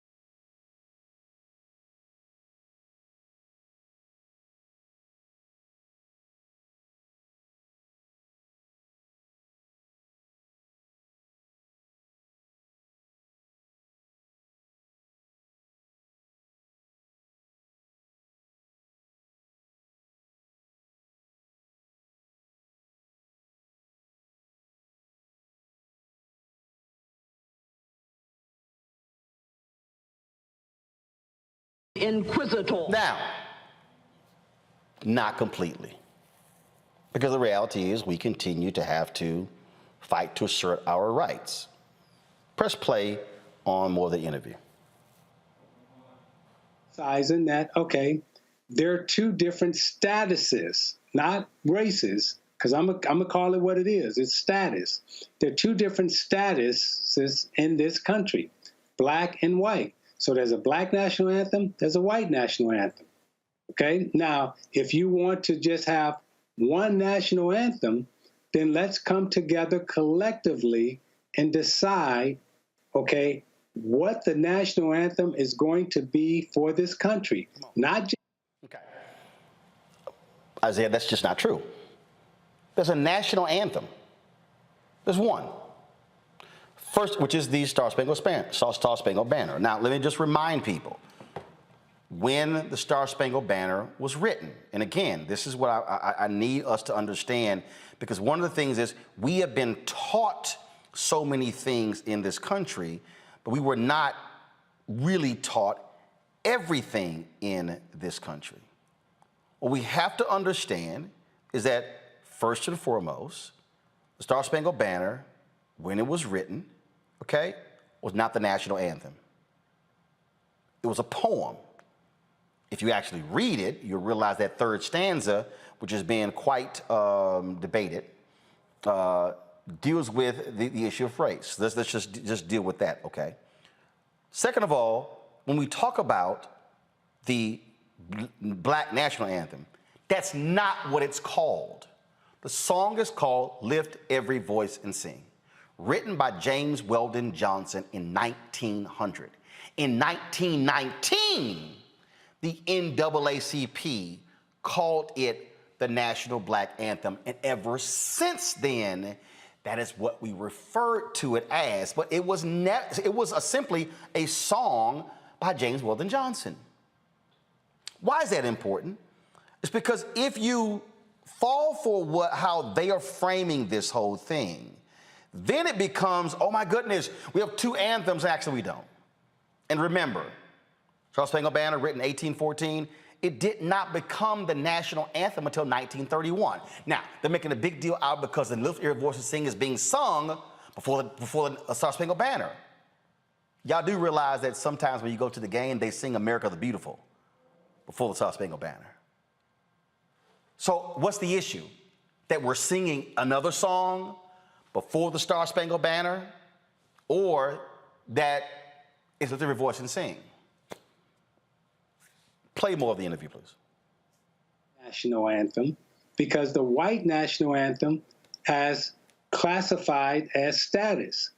We can have an anthem that speaks for Italians, that speaks for Greeks, that speaks for Irish, that speaks for Polish, and that speaks for the Aboriginals who were native to this land already.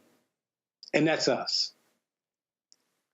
And so, Isaiah, the only thing what you just said takes us down the path that they want us to go down. Well, let's come up with a new national anthem that we all agree on. And once you do that, then their next step will be, well, let's come up with a new constitution that we all agree on. Oh, now let's come up with a new Declaration of Independence. And the only thing I'm trying to tell black people every day, like, hey man, I know shit started out bad, but that Declaration of Independence, Constitution, and National Anthem, it worked for us. Maybe it wasn't intended for us, but it did work for us. And these people that want you just to throw these things out and let's come up with all new, it's a game, it's a booby trap. It's no different than the same people that ran the game and threw hip hop. Again, it's, you know what? The N-word, it's now a term of endearment. We, the KKK, we're gonna gift y'all the N. See, I can't even listen to any more of that sheer stupidity from Jason Whitlock. And this is why Isaiah even going on there is just a waste of time. Because see, Jason Whitlock is a buffoon. When he says the Constitution worked for us, No. What we did was make that shit real. That's what Dr. King even said. He said, what did King say on April 3rd, 1968 at Mason Temple? Be true to what you put on paper. So what black people have done since we've been here and said to America, this your paper, this what you put on paper. Be true to what you put on paper. The reason Jason is a buffoon and lying is because and y'all heard me say this, 1619, go to 1970, use 1970 as a marker, we were technically fully free. We have only been fully free Americans for 51 years. And we're still not fully free. Because if we were fully free, there would have been no reason for the Superior Court decision today in North Carolina. If we were fully free, there would be no reason for there being an EEOC. If we were fully free, there would be no reason for COVID showing the health disparities in this country when it comes to black and white. If we were fully free, you would not have the economic gap that exists right now. See, the whole deal is this here, and this is the real reason why I say Isaiah, anybody else, the reason you don't even engage in that silliness when it comes to the national anthem versus the Black National Anthem is because they want to put any conversation that breaks down white supremacy and now invokes fairness, they don't want that to happen. They want the battle against critical race theory, they want to put, they said it, they want to put everything that's race underneath that, everything about equality underneath that, because they don't want to change it. You hear, oh, no, you hear, we're like, they talking about changing some stuff. Well, yeah, that's why we have constitutional amendments. Some things need to be changed. That's why when you saw the photo of John Lewis and Andrew Young and C.T. Vivian and Reverend Joseph Lowry, Eric Holder said, that's Founding Fathers 2.0. Because, see, there was no American democracy from the Declaration of Independence until the 1965 Voting Rights Act. See, this is the game being played. Because the reality is this, white folks are born in America, they don't ask about what are my rights, they get them. We have to have special rules because it's still written for them. And this is the thing I need people to understand. And so, y'all, do not, Isaiah and everybody else, don't, if you do any more TV shows and they bring the national anthem, you say, I ain't wasting my time with that. This is what I would have said, Isaiah. Jason, let's talk about how many black owners in the suites.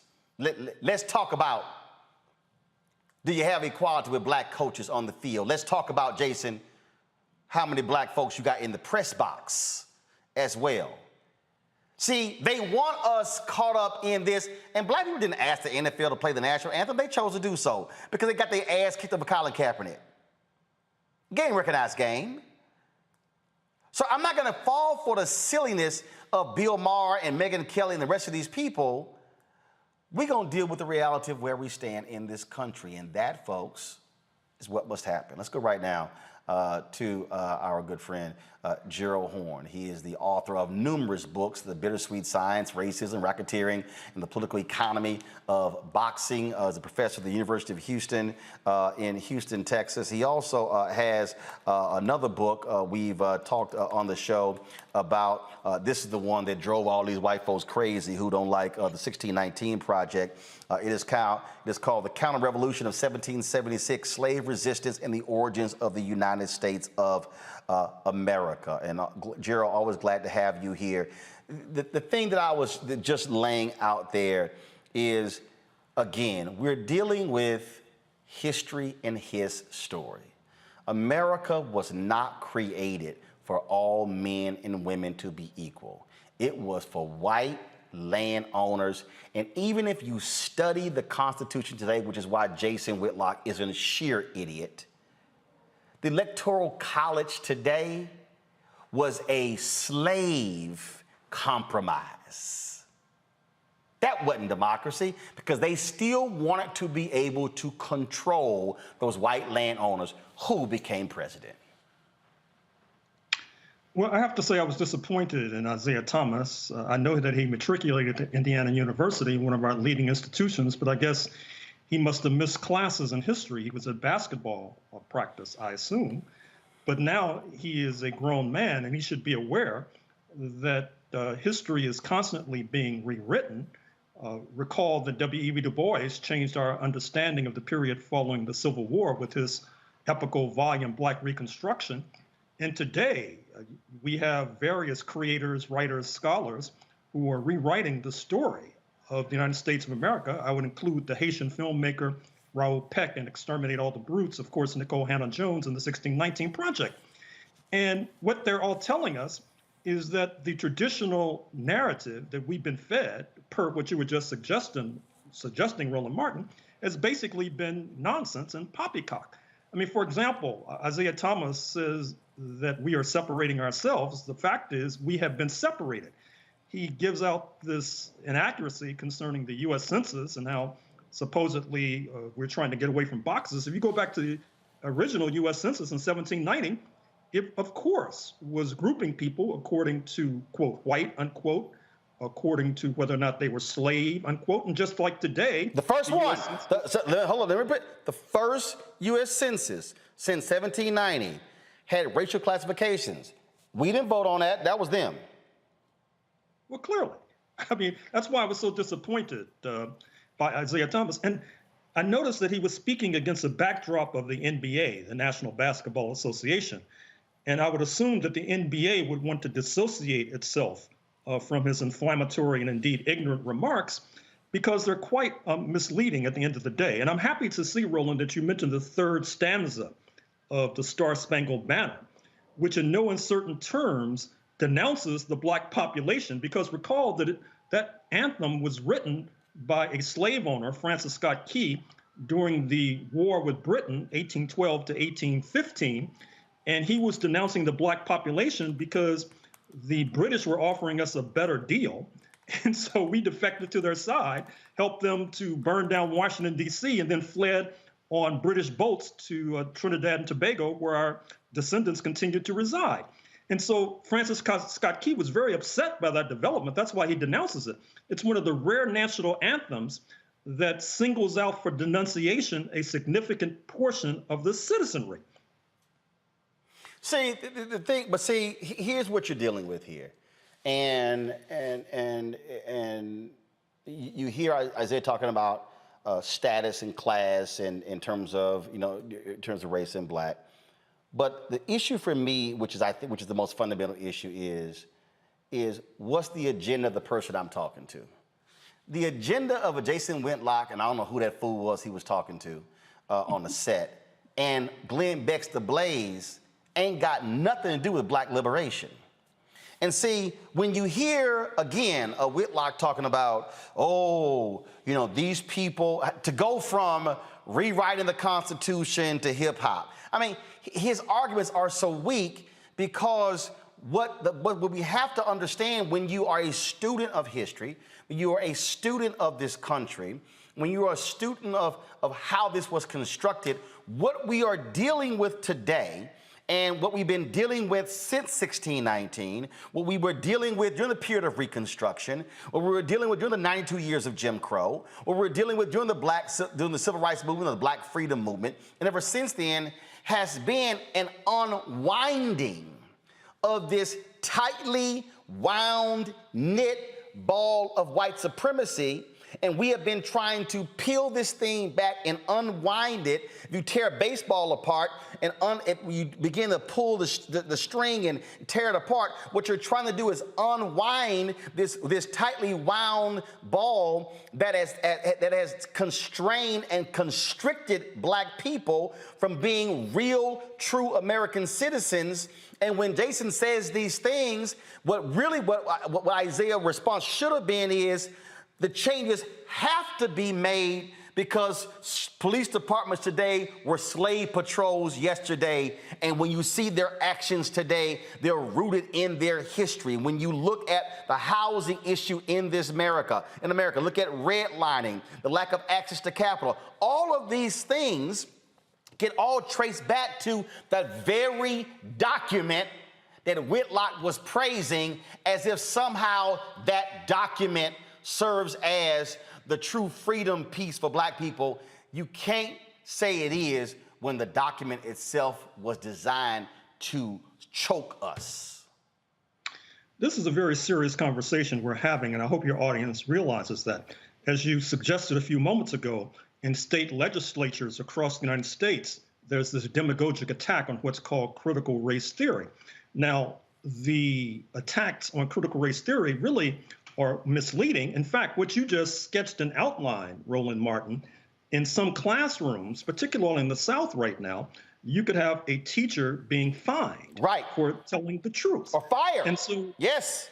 Or fired.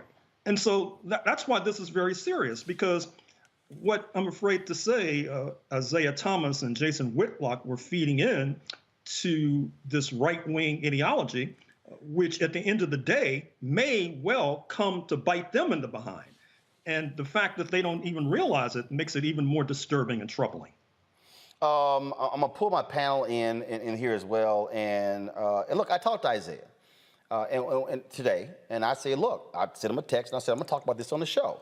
Isiah is supportive of the show, joined our fan club early on, and the thing that he said is that he said I really wanted to. He said the focus should really be on these birthing rights, if you will, and that is, again, if you're white in this country, what do you get when you're automatically white, and we're still fighting for these battles? But the thing that I am conveying is that they don't want us focused on the National Black Anthem versus the Star Spangled Banner. Not they want us focused on it.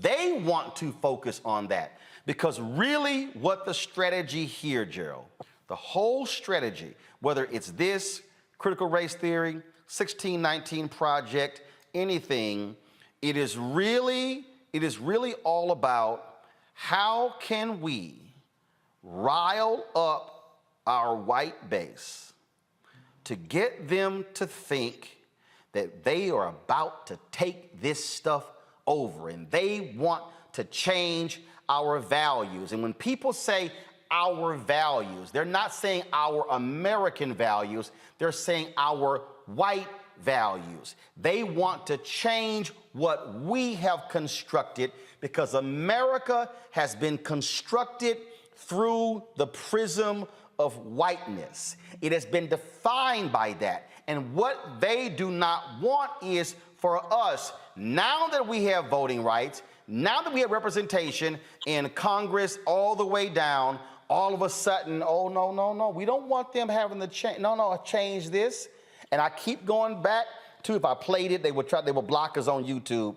That scene from The Good Shepherd, when Joe Pesci asked, he said, let me ask you a question. The Italians, we got our family, and he said, we got our family in the church.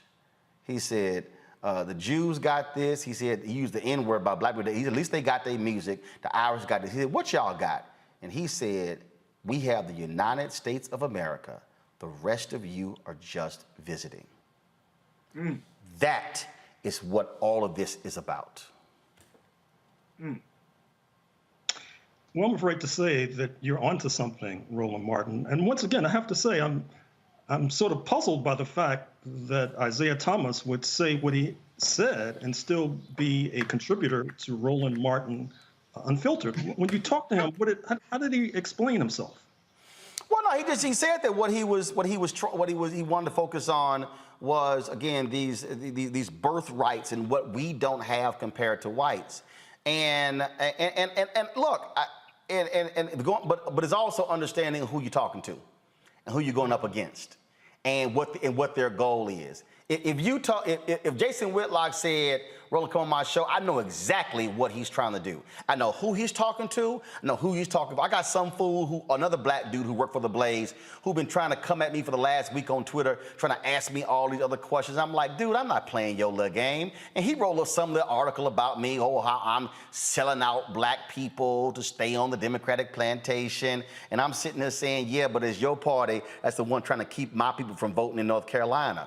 And so The thing that I want African Americans, whether you are basketball players or football players or singers or entertainers or whatever, is to be fully cognizant of this really intensive effort to keep us from actually asserting our rights. Because I'm telling you, Gerald, all these people not fully understanding, because they got to be asking, wait a minute, how all of a sudden, hell, the NFL and NBA, they've done lift every voice and sing before games before. Why all of a sudden now it's an issue? Who all of a sudden plucked critical race theory? Jared, this is my 13th black media experience. Do you realize in the previous 12, I never even heard of critical race theory? And that's black. I've been black, 3 black newspapers. Tom Joyner, BlackAmericanWeb.com, Savoy Magazine, Major Broadcasting Cable Network, Dallas Examiner, Essence, Ebony. I can go on. All of a sudden, where's it coming from? I keep telling people, all of this is my book, White Fears, coming out in the first quarter next year, y'all. It all emanates from this question that was asked in 2009 after Obama got inaugurated. Who is optimistic about the future of America for your children? Every group except white Americans, a majority, were optimistic about the future of America for their children except white Americans. That is what we're dealing with, and that's why the Republican Party wants to appeal to these crazy, demented white folks who are going to be here in D.C. tomorrow, because they are afraid that we, Gerald, now have political, economic, social power, and we are not afraid to use it. Well, I'm glad you mentioned 9/18, this rally that's taking place in Washington tomorrow in support of the insurrectionists of January 6th. The FBI is reassuring us that there's nothing to worry about, move along. But that's what they told us on January 5th, 2021. And you almost had the Vice President of the United States lynched. You almost had the Speaker of the House of Representatives, Nancy Pelosi, lynched. So I hope that they know what they're talking about with regard to this manifestation, this demonstration tomorrow. And if they're wrong, I'm afraid to say that there is going to be a hot time in the old town tomorrow. Well, I don't think it's going to be that, because Trump has already yelled, this is a setup, and I think they're going to be a little too scared to come in. I want to bring in the panel here, and I want to start with you, Michael. Then we'll go Michael, Kelly, Faraji. The thing here, again, is understanding what the goal of a Whitlock is, and that is to absolutely be an agent of white supremacy. And what I'm trying to get everybody, I'm trying to get anybody who's out, who's talking about these issues, to be very careful to understand what is going on. It's the same reason why I lit into Chris Christie. I'm not going to sit here and praise you for your speech at the Reagan Library about how the Republican Party has lost its way and what it needs to do to go forward, and you take these unnamed jabs at Trump when you are also complicit because you helped put him in power. Oh, absolutely. Absolutely. Hello, Dr. Gerald Horn. This is Michael Imhotep from the African History Network. How you doing, brother? Right on. All right. I met you at the Charles H. Wright Museum of African American History here in Detroit. It was either 2017, 2018. Man, come on! I'm coming to it, Roland. I'm coming to it. When you met somebody winging all day, let's go. Come on. I'm coming to the question. Can you talk for a minute? You know, in the clip we saw, Isiah Thomas talked about class and the census. And we know that when we look at the census and the racial classifications, people immigrating from the Middle East and North Africa are classified as white based upon the U.S. Census and the U.S. government. Can you talk about why how those particular racial classifications came about? Why people coming from North Africa, Egypt, Libya are classified as white in the Middle East? Well, obviously, it's to bulk up the community that's defined as white. There is a demographic struggle taking place now. One of the reasons for voter suppression, and I noticed Roland mentioned the North Carolina decision, which is very important, but one of the reasons for voter suppression and trying to make sure in particular that black folks don't vote is that the Republican Party has transformed itself into being the party of whiteness, if not the party of white supremacy. But it's very difficult to get people who are not defined as white to vote for the party of whiteness. And so you not only have voter suppression, you have sort of a redefinition. So therefore, Ralph Nader, the former presidential aspirant, whose roots are in Lebanon, he is defined as, quote, white, unquote. And even though I use the term Euro-American, oftentimes in lieu of white, in some ways that's a misleading term because of what you just said, because you don't necessarily have to have roots in Europe. You can have roots in Lebanon, for example, and still be defined as white, but it's a numbers game that's basically taking place. Okay, thank you. Kelly? Yes, Dr. Horn, thank you. Something that I haven't really heard in this debate or discussion, rather, because it's not much of a debate, is, and I think I already know the answer to it, but the fact that we don't talk about, there are 4 other national anthems that we have outside of our main national anthem. We have America the Beautiful, My Country 'Tis of Thee, God Bless America, This Land is Your Land. All of those are regaled or heralded as a national anthem in this country. Not the national anthem, but certainly up there as an American hymn.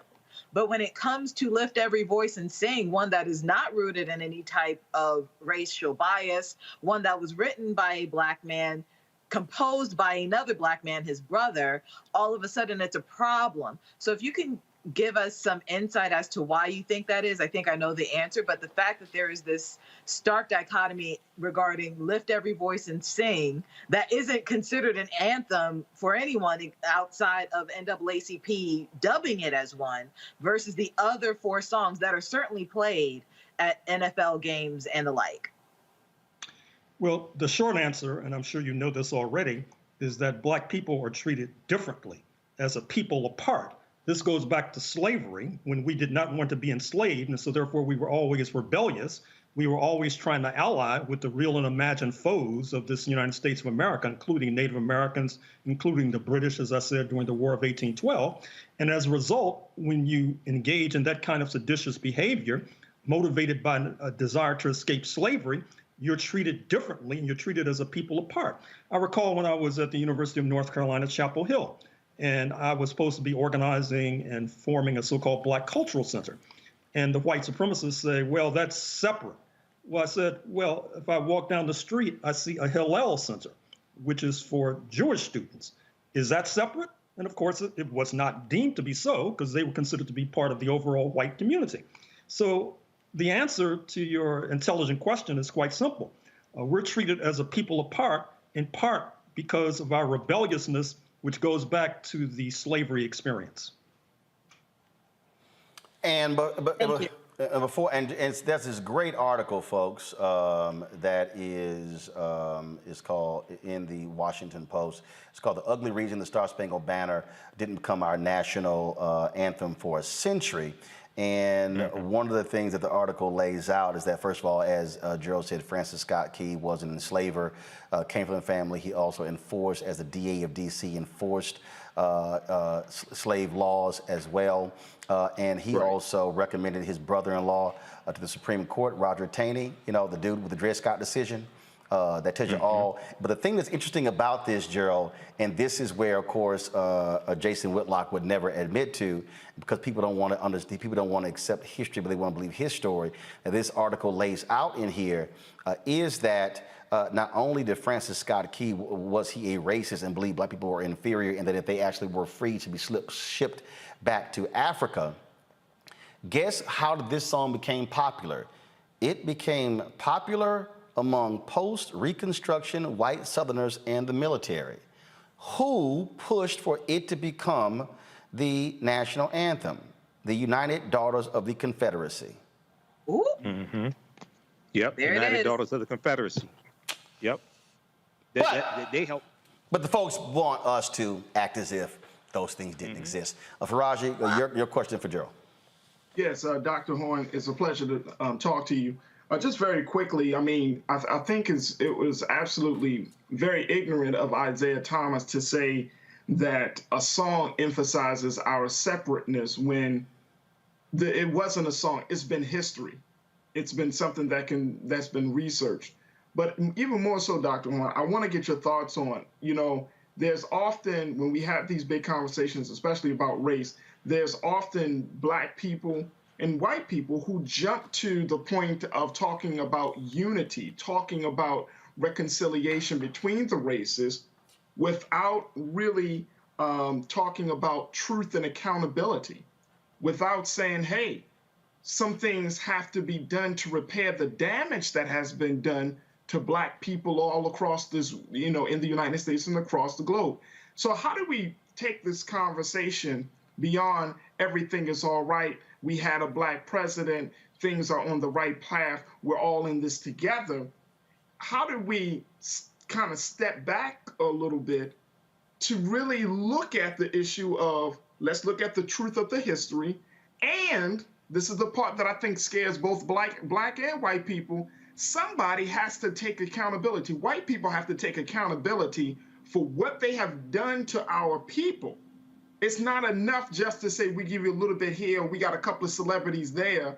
I'm talking about a full-grown, massive, full-scale accountability. How do we get the conversation going in that direction, sir? Well, if you look historically, the way we were to escape both slavery and Jim Crow is that we lengthened the battlefield. We internationalized the struggle. That's why we were in alignment with Native Americans, for example. That's why you had Paul Robeson, for example, and Martin Luther King Jr., who raised the question of the war in Vietnam. In that light, I was very disappointed to see that at a historic gathering that took place on September 7th, 2021, just a few days ago, you had a virtual summit of the African Union and the Caribbean community, CARICOM. Present and speaking were the President of South Africa, Cyril Ramaphosa, President Kenyatta of Kenya, Prime Minister Motley of Barbados. They laid out a whole Pan-African agenda. We really haven't seen something of this scope, perhaps since the Pan-African Congress of 1945 in Manchester, England. Now, what's disappointing is that there was no Black American participation, and it was a wonderful opportunity for us to raise our issues, because, of course, they raised the question of reparations. The Caribbean brothers and sisters, we're going to raise that, and yet we were not there to amplify that call. I think that one of the things we have to do is get our organizations to try to be more globally minded, to try to not let these opportunities pass, and to make sure we have delegations meeting regularly with the African Union, headquartered in Addis Ababa, Ethiopia, and the Caribbean community, headquartered in Georgetown, Guyana, because as our comments this evening have suggested, the forces on the battlefield right now, in terms of the four corners of the United States of America, given voter suppression, given we're talking about coup d'etats that might happen as soon as tomorrow, it's not a very promising scene just looking domestically. So here's what, to button this up, here's what I want to see happen. And that is, and like I said, I talked to Isiah. I talked to several other professional athletes who reached out to me, who I talked to today as well, about the segment and the various thoughts. What I want us as African Americans to do, I want us to please go read Jackie Robinson's book, I Never Had It Made. Why? Because Jackie Robinson, in the book, wrote why he would not stand for the national anthem or the Pledge of Allegiance. Jackie Robinson, the same man who they tried to court-martial in the military, the same man who broke the color barrier in baseball. First of all, the true major league players were in the Negro leagues, but they called the major leagues because that's where the white money was. Jackie Robinson said the reason he called his book I Never Had It Made, he said, because as long as one Black man is a victim of racism, then I don't have it made. That's what Jackie Robinson wrote in his own words. Go read the book every time someone wants to throw Jackie Robinson in somebody's face when we want to talk about how we all come together. But this last point is the critical point. And I only played a snippet of the interview, and if you want to go back and look at the whole interview, that's fine. But I need black people to stop embracing others when they go, can't we just come together? Mm-hmm. Because I need you to understand what they're really saying. I saw people saying, why can't the nation come together like we did after 9/11? Mm. And the reason I'm gonna put these two together, because I need y'all to listen to what I'm saying. America has always asked us to put our issues down, so we can stand together as one. Come on. America asked our black athletes, when you run and box for America in the Olympics, you are representing America, the red, white, and blue. Yet when Muhammad Ali came back from Rome and went into a diner in Louisville, Kentucky, in his US of A jacket with a gold medal around, they said, nigga, you can't eat in this restaurant. And that's when he went and threw the medal into the river in a fit of anger. The reason folk want to play the games, and this is why I disagree when I saw that clip with Isiah, is when they say, why can't we just come together as one? Why can't we just have one song? Why can't we just stand unified? Because I cannot stand unified in a song at a game if you don't believe that when it comes to the ownership. If you don't believe that when it comes to the press box, if you don't believe that when it comes to the people who can afford to buy the tickets and the suites in the games, if you don't believe that when it comes to you can have black players on the field, but you don't have the same percentage of black coaches on the sideline, you cannot ask me to stand here in unity and singing a song if you don't practice that when it comes to housing, when it comes to eating, when a white person with a high school degree makes more money than a black person with a college degree. Don't dare tell me to stand as one if you don't want that to happen in every single aspect. Let me remind y'all, clearly if you don't understand history, the United States threatened to shut down black newspapers. All you gotta do is read Gerald Horne's book on Claude Barnett and the Associated Negro Press. Read Ethan McCaley's book on the Chicago Defender. They threatened to shut down black newspapers during World War II because they dared to write about fascism and racism. Y'all need to go look up, Google this, the Double V campaign.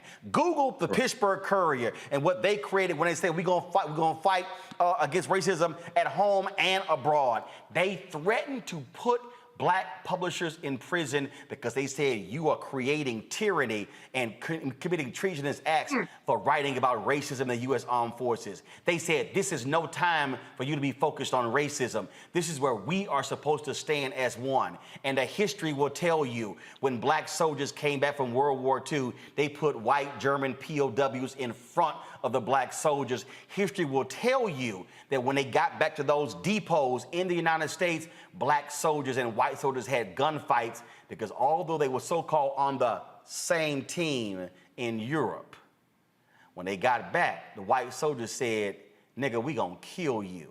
And that's why black soldiers were lynched in their uniforms. That's why Byron Della Beckwith struck down Medgar Evers, an armed forces veteran, in his own driveway. So please, I don't want to hear the bullshit about can we all be as one singing a song, because if you don't want to stand with me on fighting racism, sexism, and bigotry, I don't want to hear a damn thing about you trying to sing a song with me. Come on. Folks, I can't give y'all one Gerald Horne book to write. to look at. Go to my computer. Jared got about 4,000 books. You check them all out. Again, I told you all about the counter-revolution of 1776, slave resistance, and the origins of the United States of America. You should check out White Supremacy Confronted, U.S. Imperialism and Anti-Communism versus the Liberation of Southern Africa from Rhodes to Mandela. Also, I told you The Rise and Fall of the Associated Negro Press, Claude Barnett's Pan-African News, and the Jim Crow Paradox. I have absolutely read that one. And so there was there's another one on here that I got to recommend. Oh, my goodness, where is it? Where is it? I told y'all Jared got all these doggone books. I'm trying to get to all of them. And, of course, a couple of books, obviously, on W.B. Du Bois. And then I gotta get this one, The Color of Fascism, Lawrence Dennis, Racial Passing, and the Rise of Right-Wing Extremism in the United States. Yeah, I got to get that one right there, y'all. Gerald, it's always a pleasure to have you here. Distinguished professor from the University of Houston, my hometown. Thanks a bunch. Thank you for inviting me. Yes, sir. Let me thank Michael. Let me thank Kelly and Faraji as well for a great show, folks. Thanks for being on the panel. Great conversation. Folk, when y'all read this show, that's why you got to have some notes because we give you homework on this show. If y'all want to support what we do, please join our Bring the Funk fan club, where every dollar gives goes to support what we do. Cash App, $RM Unfiltered, Venmo.com/RM Unfiltered, PayPal.me/R Martin Unfiltered. Zelle is Roland at RolandSMartin.com, Roland at RolandMartinUnfiltered.com. Of course, we also have, we want you to download our app, the Black Star Network. You can watch the show right here, iPhone, Android TV, Roku, Fire TV, Xbox, Smart TV.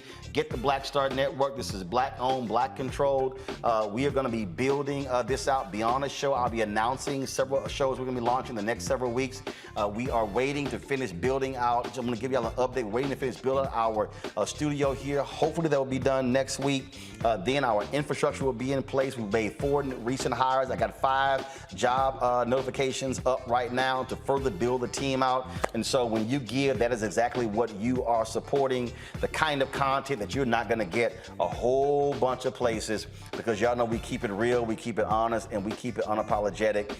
Tomorrow we're going to be at the Howard Hampton game. We'll be live streaming halftime show. So y'all want to go to the Black Star Network, y'all want to actually check us out on our YouTube channel, we'll be there. Then of course we're going to be supporting the Collective Pack tomorrow night as well. So quite the busy weekend, folks. As we always do, we end our show showing our Bring the Funk fan club members. You'll see your name right along there. Let me shout out Daniel Giles, Angela Wilkerson. Let me also shout out Lenora Bell. Let me shout out Victor Williams, Bonita Martin.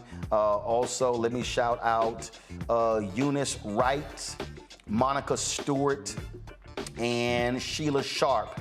All the folks who joined our Bring the Funk fan club while we were live on the show. Patricia Thomas as well, Michelle Florangus Parker, thank you so very much.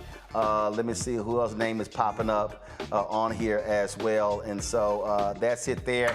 So y'all, we certainly appreciate it. Thank you so very much. I'll see y'all on Monday. Holla!